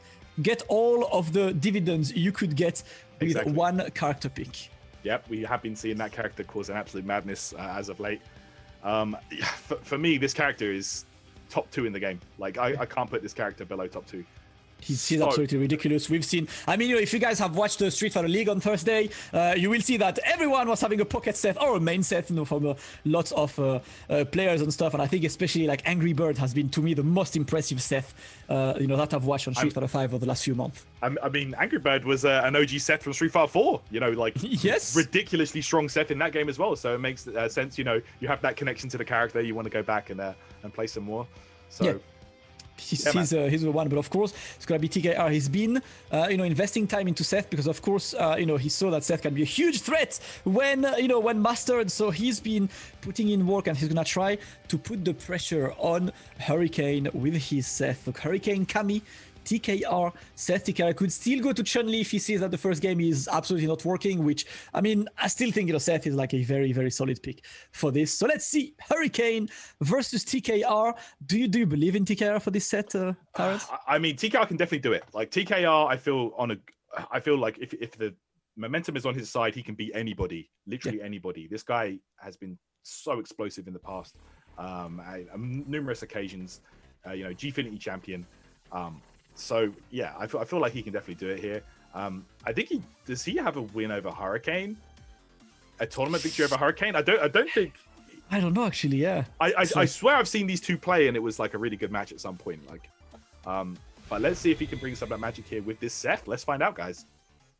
Alright, it's time for the second match of that final round for losers top 16. It's Hurricane Kami against TKR Seth.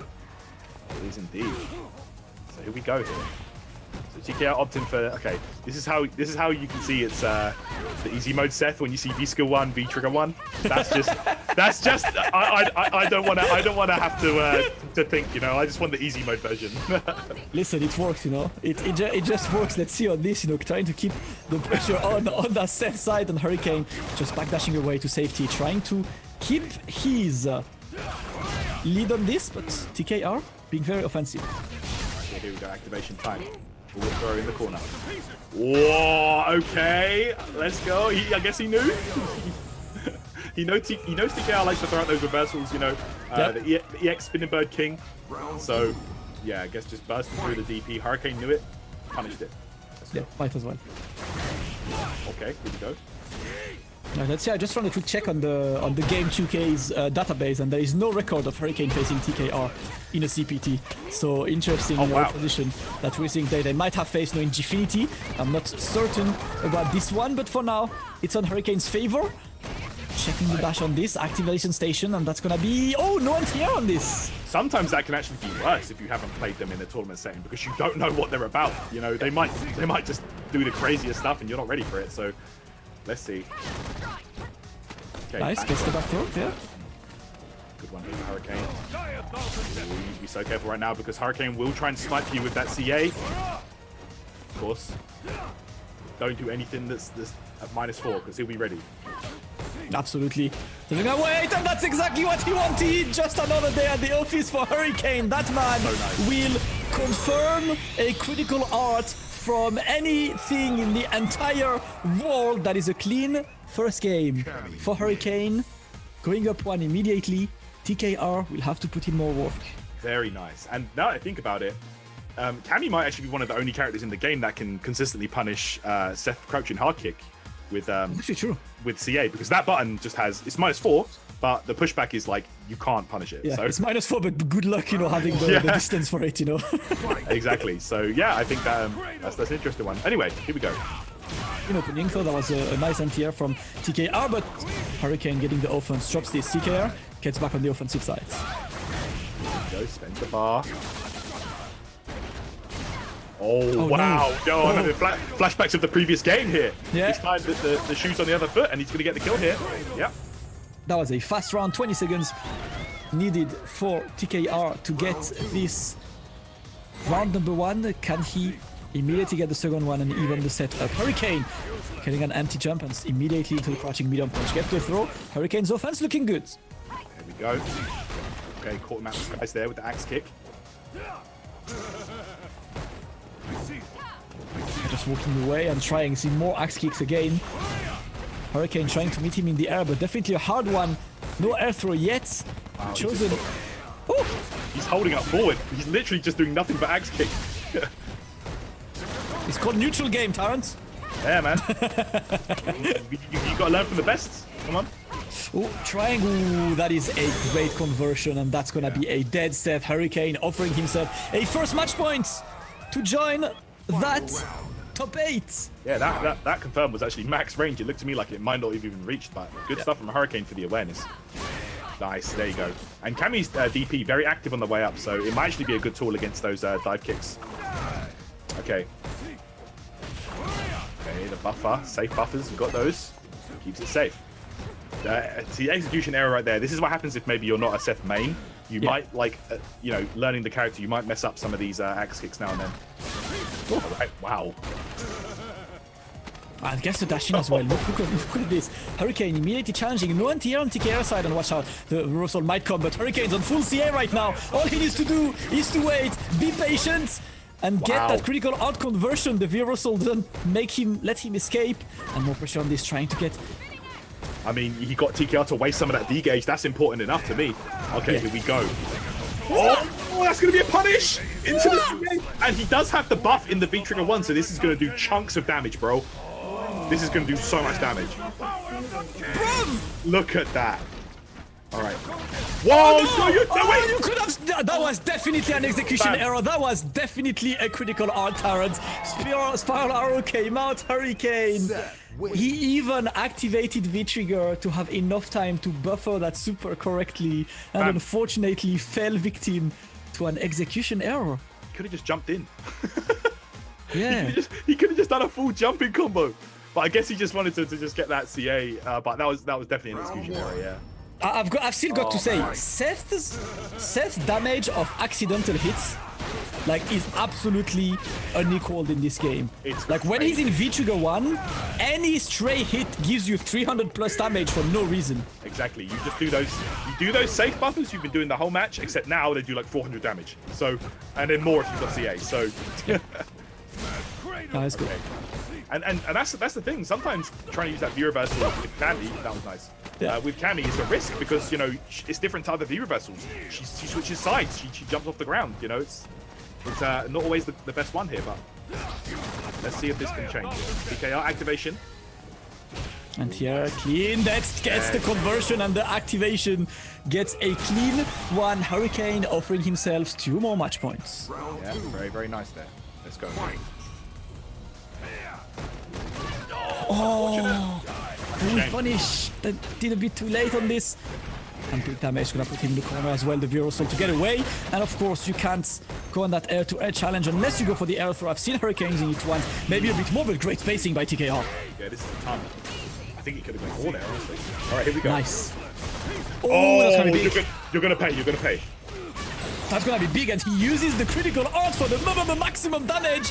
He wants to be putting TKR in a situation where he's not on the lead, and he does it again. TKR, you are an absolute nut. That was crazy. That's not gonna kill though. That's not gonna. He done it again. Someone stop this guy. He's out of the tournament in the most. I don't have that nuttiest way. Someone take the stick away from TKR, bro. Like, oh my goodness. Someone check if his stick still works, because my man mashed DP not once, not twice, 3 times, bro. My guy was, you know, bro. I've got to be honest with you, Tarrant. You know, like, okay, yes, you got blocked 3 times in a row and stuff, but I respect that, because, you know, if you just flip the narrative a bit, right? You're like, okay, I've done it once. He's not gonna block me again, right? And then do it 2nd time, he's like, okay, no one in the world did it 3 times in a row. He's obviously not gonna block this. And he just, Hurricane was like, I got time, man, I'm just gonna block. But like, the thought process behind this is literally just no one is dumb enough in the world to do it like 3 times in a row. Let me do it. How are you gonna cuss man like that? No one in the world would do that. But TKR just did it, all right? So Hurricane will take that one over him and advance on in the losers bracket. TKR, man, at least he went out with a bang. You know, he didn't fizzle out. He went out in a blaze of glory. That's how he wants. That's how he wants to be remembered in this CPT, bro. Just whipping out those DPs. So that was an exciting match, and man, that was crazy. So Hurricane gonna go on to tomorrow. Whew, Hurricane will be there tomorrow and he'll have to face Killzio, another player who beat Hurricane before in tournament in Salt Mine League as well. That's going to be an extremely interesting set to watch. We have got 2 more sets and 2 more spots for the top 8 tomorrow. Only That 2? is just a power. Yes, that is just a power versus Shivs and then Vega Patch against Luffy. But before that, we're going to take one last 5 minutes break. Just gonna go get some water as well to make sure that I'm ready for these last 2 games, guys. 5 minutes break and then back with Just a Power versus Shivs on that Capcom Pro Tour EU West 2. Don't go anywhere, more hype coming your way.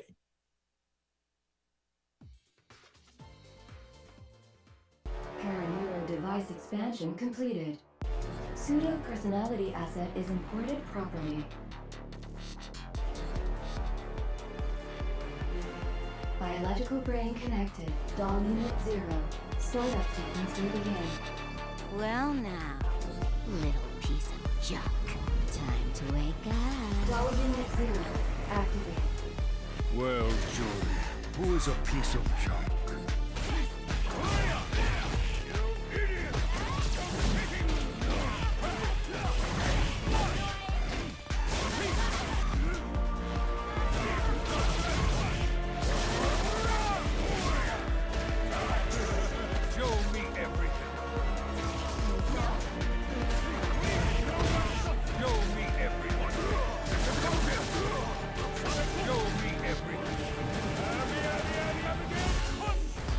Install. Show me something worth taking.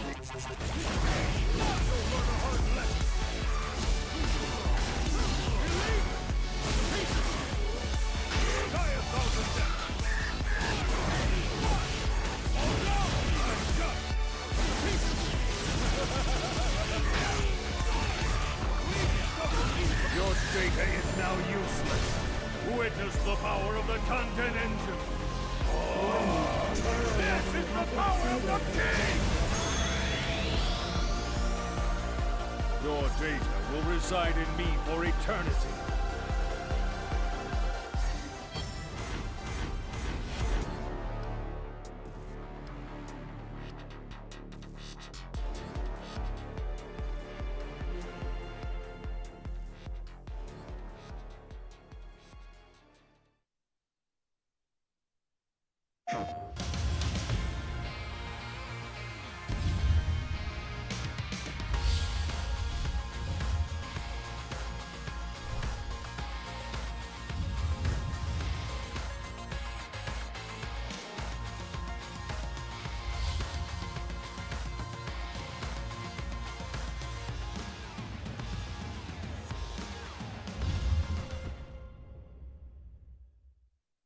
PlayStation.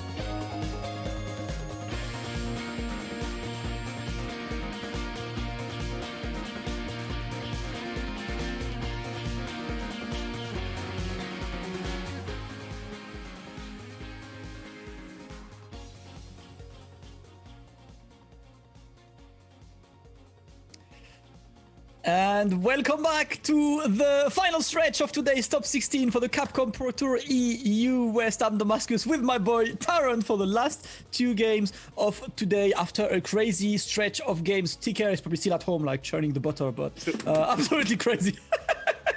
Crazy finish, man. Crazy finish. Yeah, that was nuts, man. That was that was such a TKR way to go out the tournament, bro. Like that was the most. I've got to say that was the most TKR thing I've ever seen. I'm sorry. That would be the most TKR thing I've ever seen if that had worked. Because TKR is that guy. Yeah. He always seems to find those clutch situations to, like, I don't know, make it happen somehow. But man, Hurricane was not about that life. He was like, no, get off me. This is mine. So he's gonna never forget that he won Gfinity off EX legs into EX spinning bird kick. EX legs blocked into a spinning bird kick, and he won an entire tournament of this. But of course, guys, 2 more sets for today. Chester Power versus Shivs, and then Vega Patch against Luffy. So that's 1 guaranteed UK member, and Vega Patch, the lone Spanish representative today. I've seen a couple of the Spanish guys entering. I've seen man like Sharin, entering the bracket because El Camión de Basura. That literally means the trash truck. Like, that's what he's calling himself. He just cleans up behind him. He's been playing a lot. I think he plays Akuma now, right? Like, he's going straight to top tier. I know he played Zangief before, but yeah, he's going to be rocking Akuma. But yeah, shout out to Sharon, man, always holding it down. But let's go, guys. We do have the losers bracket here to finish up. We got Jester Power versus Shivs coming up now, and then right after that we're gonna have Vega Patch versus Luffy. So the Spanish boys do have someone to get behind. Vega Pito. Yep, I know they're gonna. They're already here. I can see them on the chat. The Spanish Genki Damas are already in there. But first, it's a UK versus UK match. A classic, a winner stays on classic. We've seen this one a lot around, around our ends, in London, in here. It's gonna be Shivs against Jester Power. Jester Power, of course, Claw. Shivs. The question remains: will you pick, Menat or Laura in this specific matchup? It's the first 2. Who do you believe would take this one, Terrence? This is a tough one. I know these guys. They most likely play a lot. But let's see here. Like, I feel like Jester definitely has what it takes. He's the kind of playstyle that will frustrate you, even if you're a zoning character like Manat. He will. It's like we said about earlier in his first match, bro. He is so lame. He will dry you out. But sometimes that's what Manat wants. But let's see how Shivs deals with this here. Very, very strong player. He's been streaming a lot. He's been playing a lot of different games. Warlord now, so yeah, he's in there. Let's see how this goes, guys. A great start, just a clean jump in to open the round from Jester Power, keeping the pressure on this. And look at this, this is looking so good. 10 seconds in, we already understood Jester Power is the most offensive I've ever seen him. Absolutely. Here we go. Recalls the orb. And now it's time to be patient. He doesn't really have a reason to go and take risks. It's Shiv's turn. Wow, this time Shiv's taking a risk, and he has to. The activation is here. Most likely going to go for a reset. That would make the most sense, right? Oh, there it is. That's right. Yeah, 2 more orbs. One. Yes, you got the orbs. Good anti-air on this. Whoa! What? I respect the attempt from Jester, but now Shivs is 1 touch away. Okay, there is. Nice. Get out. Great stuff. Wow. Okay, no punish. Well, I don't think she can punish, to be fair. Maybe unless she has the orb with her and she can be standing fierce, maybe? Yeah, possibly. Yeah, that's the one. I don't think that was an actual punish, though. Like, I'm not sure. Okay, just try and build some gauge.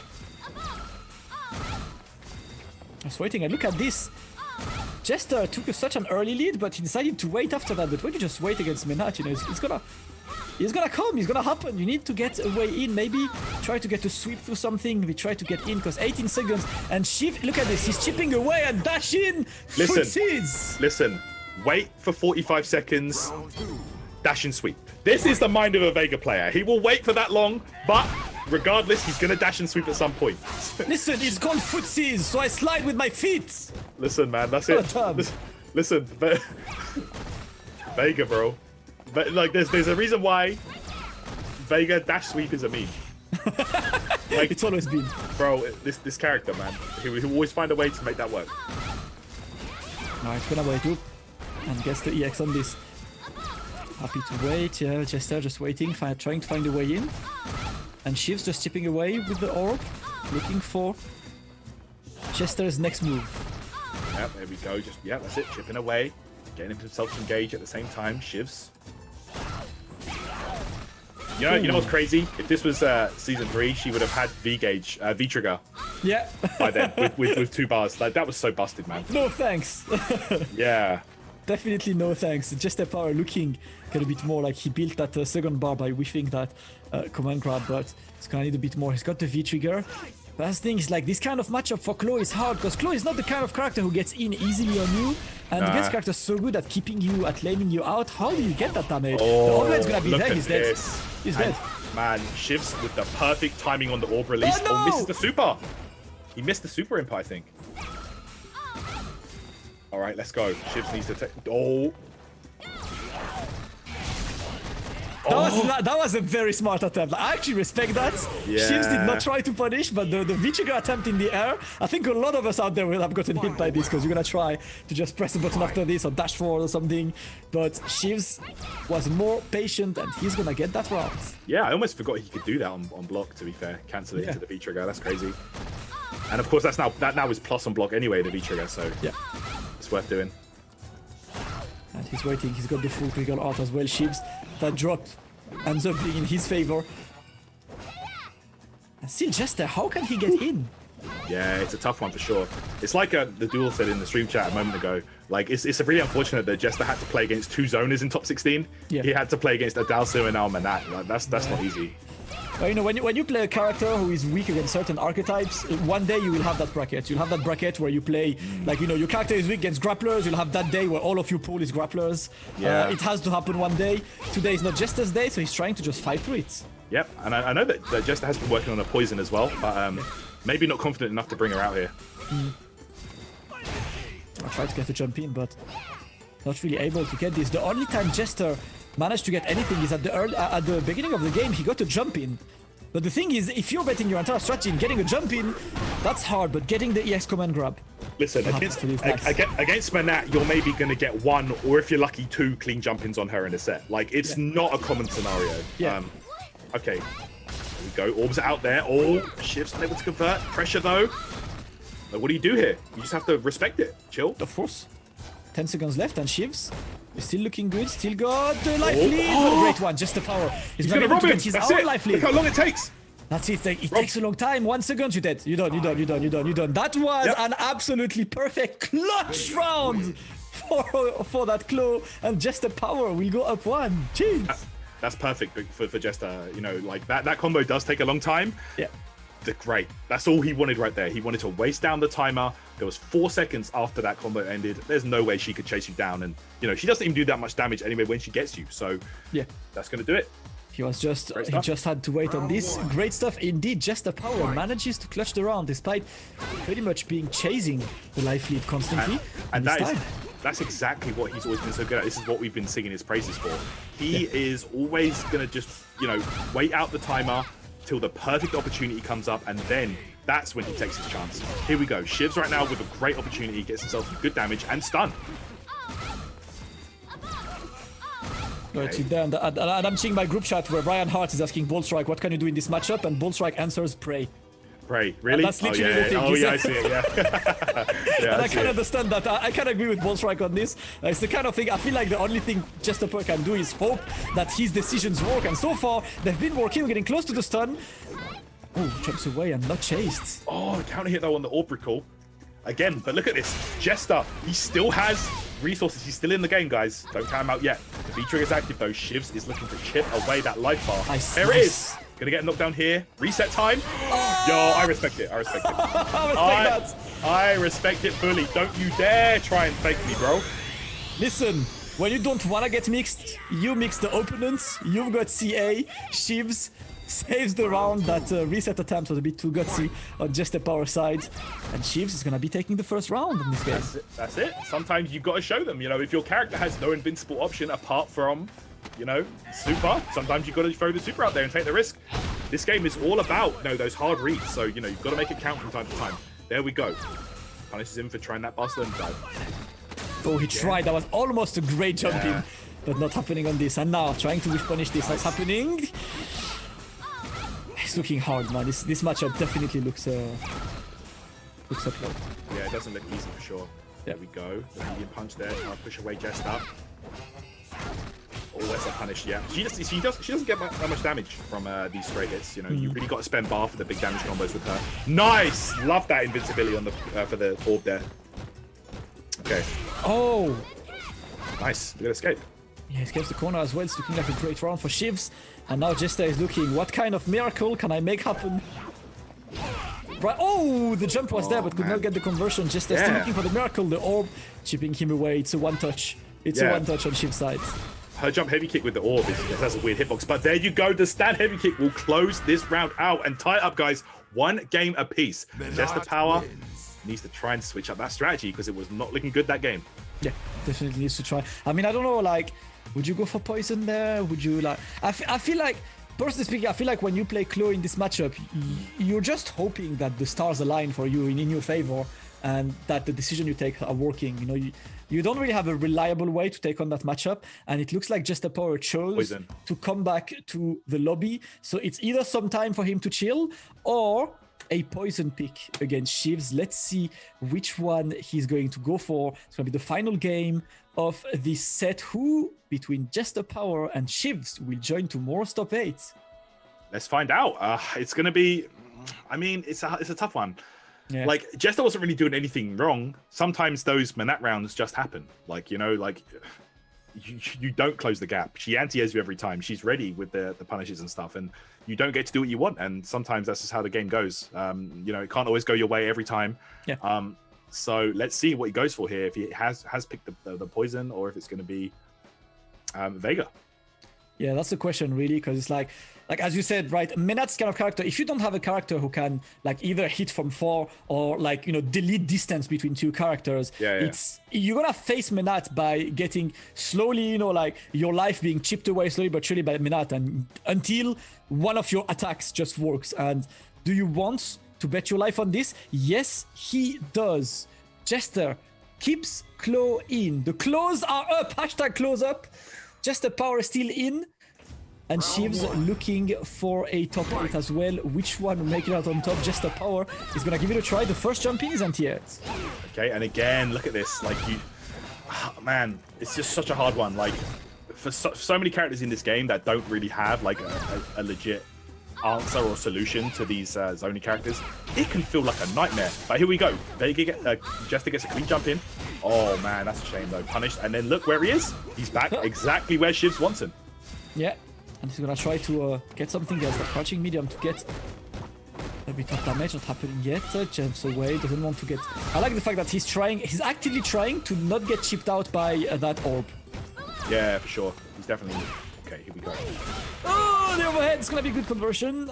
Shivs still looking good, and Jester now looking for the win. He's just there. The dash in not gonna work.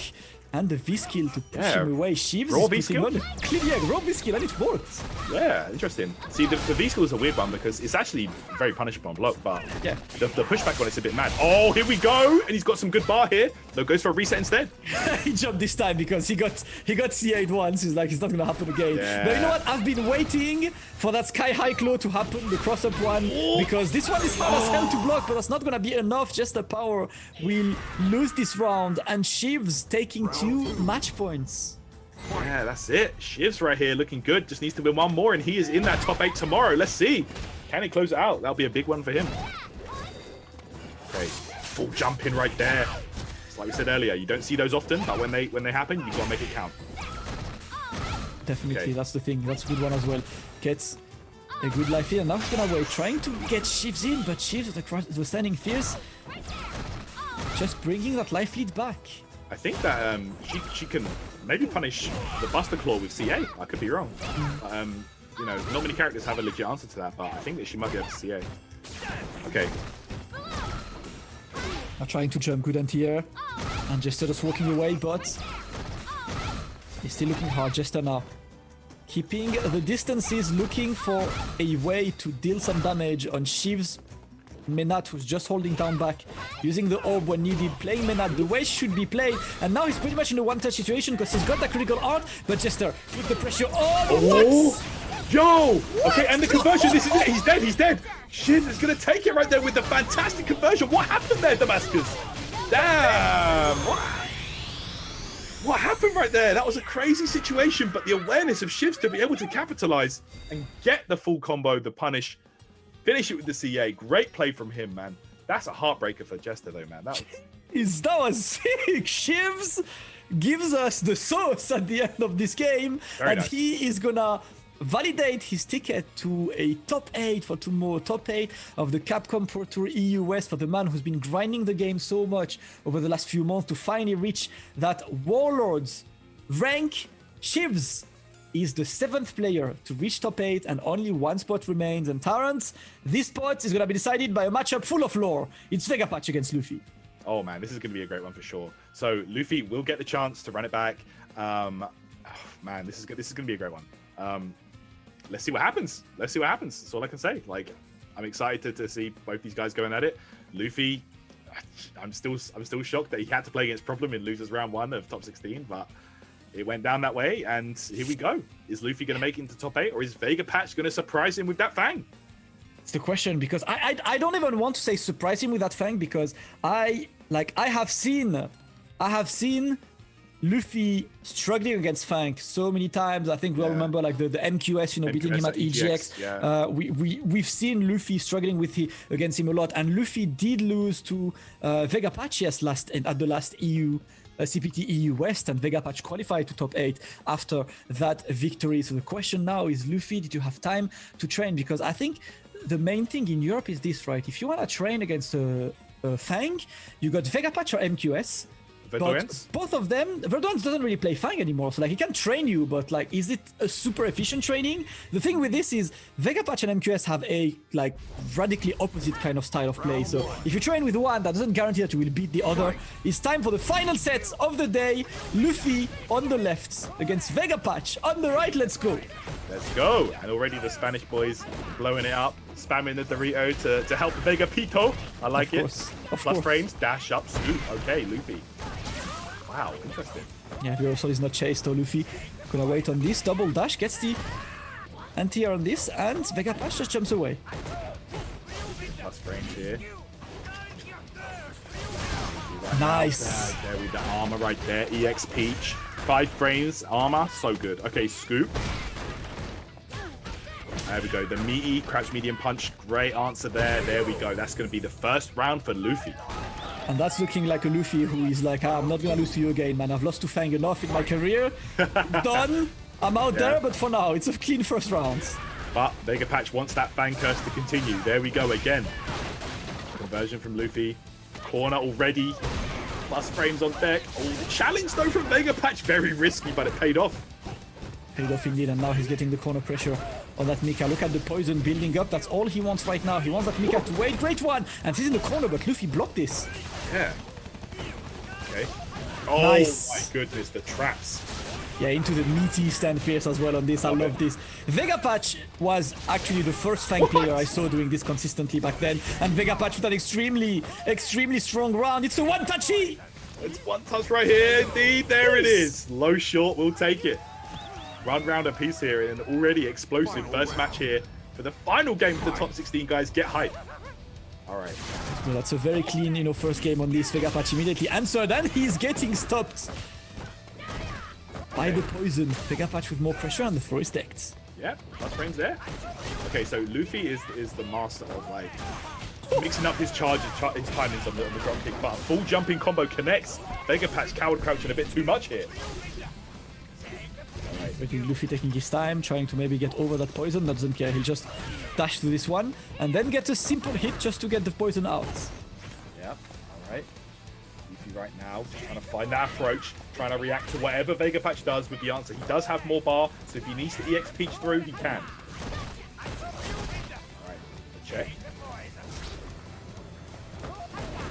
This is a nightmare for Vegapatch because it's like whatever you do, you know the opponent can react and armor through. But here we go. The trap set up. Great blocks. Ooh, full jump. Oh, got caught. He didn't even press something. That was not a counter hit. Yeah, what did Luffy try? Maybe jump or something. Yeah. I don't know. Oh, and the dive bomb's gonna be blocked, and the conversion goes on Vegapatch's side. Is the nightmare. happening again, Tyrants? Is Fang once again going to keep being a demon for Luffy? It looks like it might just be that. And Vega Patch was actually saved by the fact that that's a 2-hit button, the crouch heavy punch, because the second hit connected. So man, like Fang, like I feel like consistently looking like a problem matchup for Luffy. Like, is this matchup that tough for Mika? It looks like he can't get in. He's definitely having a lot of trouble. It's been a long time, you know, since he showed a weakness to that Fang. And look at this, he flies away. Conversion. And he gets the taco kick behind into the anti-air. Vega Patch is on fire. Yeah. Our pressure's on right now. Look at Luffy, he looks lost. Damn, looking like a lost child, man, in the corner, just doesn't know what to do. Okay, here we go. Nice. Gets the side switch, here we go. Nice. Oh, where you going? I like this. The clap is like, get back the corner, man. Where are you trying to go? Yeah, the Irish whip. Okay. Wow, nice punish as well. That was beautiful with the charge. Great stuff from Vega Patch. Look at this. Caging him in the corner, backs off. Realizes that, you know, don't always have to go in. I like that change to Vega Patch's game, you know. A year or so ago, I think he would have probably approached there and died for it. But there you go. Crouch, like it. We'll do it right there. Vega Patch goes into set point against Luffy, guys. How is it happening again? It looks like it. It looks like it happening again. Vega Pito is going to do it here by looking things. But don't count Luffy. This is loser's bracket Luffy, remember, Damascus. That's true. It's loser's bracket Luffy. It's max power Luffy. And he tried this, but the conversion, I think he hesitated a bit too much, being like, would that work or not? And that was a bit too late, that conversion. Not gonna land on this. Luffy escapes the corner, but a huge life lead. Vega Patch gets away, lets the poison do its job. I think that Vega Patch might be... He doesn't look himself either, because he could have got a much bigger punish on that block Peach. But right now, he's in a huge life lead situation. Yo, every bit of poison counts right now. Here comes Nadeshiko, jumping off the plane. All right. Oh. No, the knockdown. Vega Patch. Vega Patch escapes. Oh, Luffy gets the counter hit. Tyrant, this might be the time. Luffy on this one, but Vega Patch escapes. Okay, sends out the poison. It's there, just back off. Oh, what's it gonna be? Again. Oh! Gets the jump away, and once again, Luffy will be sent out of the tournament by none other than Vega Pito. Vamos! Luffy has all struggles in the world against Fang, and Vega Patch immediately capitalizes on that. That's gonna be another top 8 for the Spanish Fang Master. That is crazy. Yo, Vega Pito, the Spanish boys are loving that in the chat right there. But man, no Luffy, no Problem X in top 8? Bro, that's crazy. That has got to be the single craziest thing. We're gonna have a European top 8 with neither Luffy nor Problem X, and that's not. Has this ever happened in European ranking history? Like no Luffy, nor Problem X in a top 8. I don't even know. Like I need to check, but I do not think that this happened. Do let me know if I am wrong on this. But that closes that top 8. Vega Patch will be facing Shiv. So the full top 8 is the following. We got Gunslinger against Mr. Crimson in winners. We got Infectious against Mopulapo. Then we got Kills You against Hurricane in losers. And Shivs versus Vega Patch. That is 5 UK players, 2 French players, and 1 Spanish player for the final spots, the final European spots for Capcom Cup. This is easily the single most unexpected top 8 bracket I could think of right now. And that is going to be an absolute slobber knocker of a top 8, man. There are some... That's going to be crazy. Looking at the names here, the matches that we have lined up, bro, that's going to be gourmet games. So I am so looking forward to that. But guys, I think that wraps it all up here, man. Like, it was a great day of matches, and I enjoyed every single one of them. But man, tomorrow's going to be something else. It's gonna be something else for tomorrow, but like, can we just take a moment to just mention, yes, this top 8 is absolutely crazy, surprising. Yes, we're surprised that, like, you know, Problem X and Luffy are in top 8, but there are so many names that we had today that also aren't like there in this bracket right now. I'm thinking of, I don't know, Broski, Momi, Link Excello, Verdoyers, all of these guys, you know, who were in pools, Akainu as well, and who could not get to that top 8. This is like one of the most surprising top 8s I've seen in a European tournaments, and I'm definitely pumped to be watching that top 8 tomorrow, man. It's going to be nuts. It's going to be sick. You know, like, man. I'm especially looking forward to seeing Infectious play. I think for me, that might Infectious or Crimson are probably my picks. What about you? Who do you think?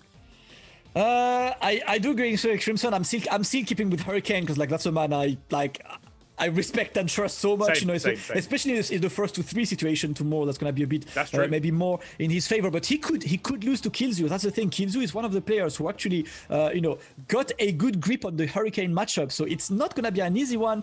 I do think that like the two favorites are probably like considering their winners as well are probably Infectious and Mr. Crimson right now. It's definitely gonna be ridiculous, and I'm sure that these guys are more than happy that they won't have to face the wrath of Problem X and Luffy in that top 8, man. Absolutely. It's going to be good regardless. But guys, I think that wraps it all up. Thank you so much for tuning in here, guys, on Capcom Fighters here on Twitch. Don't forget to follow Capcom Fighters on all your favorite social media, Instagram, YouTube, TikTok. They're out there doing their thing on a lot of different platforms right now. So just search Capcom Fighters and be sure to give the boys a follow, man. Thank you so much to the team holding it down in the background. We appreciate your work. Absolutely, and of course we'll be back tomorrow at the same time. The pre-show will be at 4 p.m. UK, and then the top 8 start at 5 p.m. UK, which is 6 p.m. in Europe. That is midday 12 on the East Coast and 9 a.m. on the West Coast. So you guys on the West Coast, come have a quality breakfast or brunch with us. The guys on the East Coast, come have a nice lunch with us. And of course, guys in Europe, it's in the afternoon. We out there enjoying. We will be back tomorrow for the top 8 of the Capcom Pro Tour EU West, and an extremely exciting top 8 to watch, and I'm absolutely looking forward to that. Terrence, it's been great fun. Like, any match you're looking forward to tomorrow? Bro, I'm looking forward to seeing, man, there's so many good games, but like Killzoo Hurricane should be great. Infectious Mop should be good. And yeah, I'm just really looking forward to all of them, to be honest. So it's going to be a great one. It's going to be a great one. Great Street Fighter coming your way tomorrow, of course. That's going to be it for today's top 16 part of it. Big GGs to all of the players, of course, entering the CPT today. I've seen a lot of power streaming their run and everything. It's been really cool to follow all of you guys today. We'll be back tomorrow, same time, for the top 8. Make sure you don't miss it. That's going to be an extremely hype and stacked top 8. But until then, it's time for us to log off. Much love to everyone for joining us today. Much love to you, Terrence. And we will see you tomorrow for more Street Fighter 5 on the Capcom Pro Tour EU West number 2. Let's go, guys. See you then. Take care. Enjoy the rest of your evening. And we'll see you in the stream tomorrow. Take care.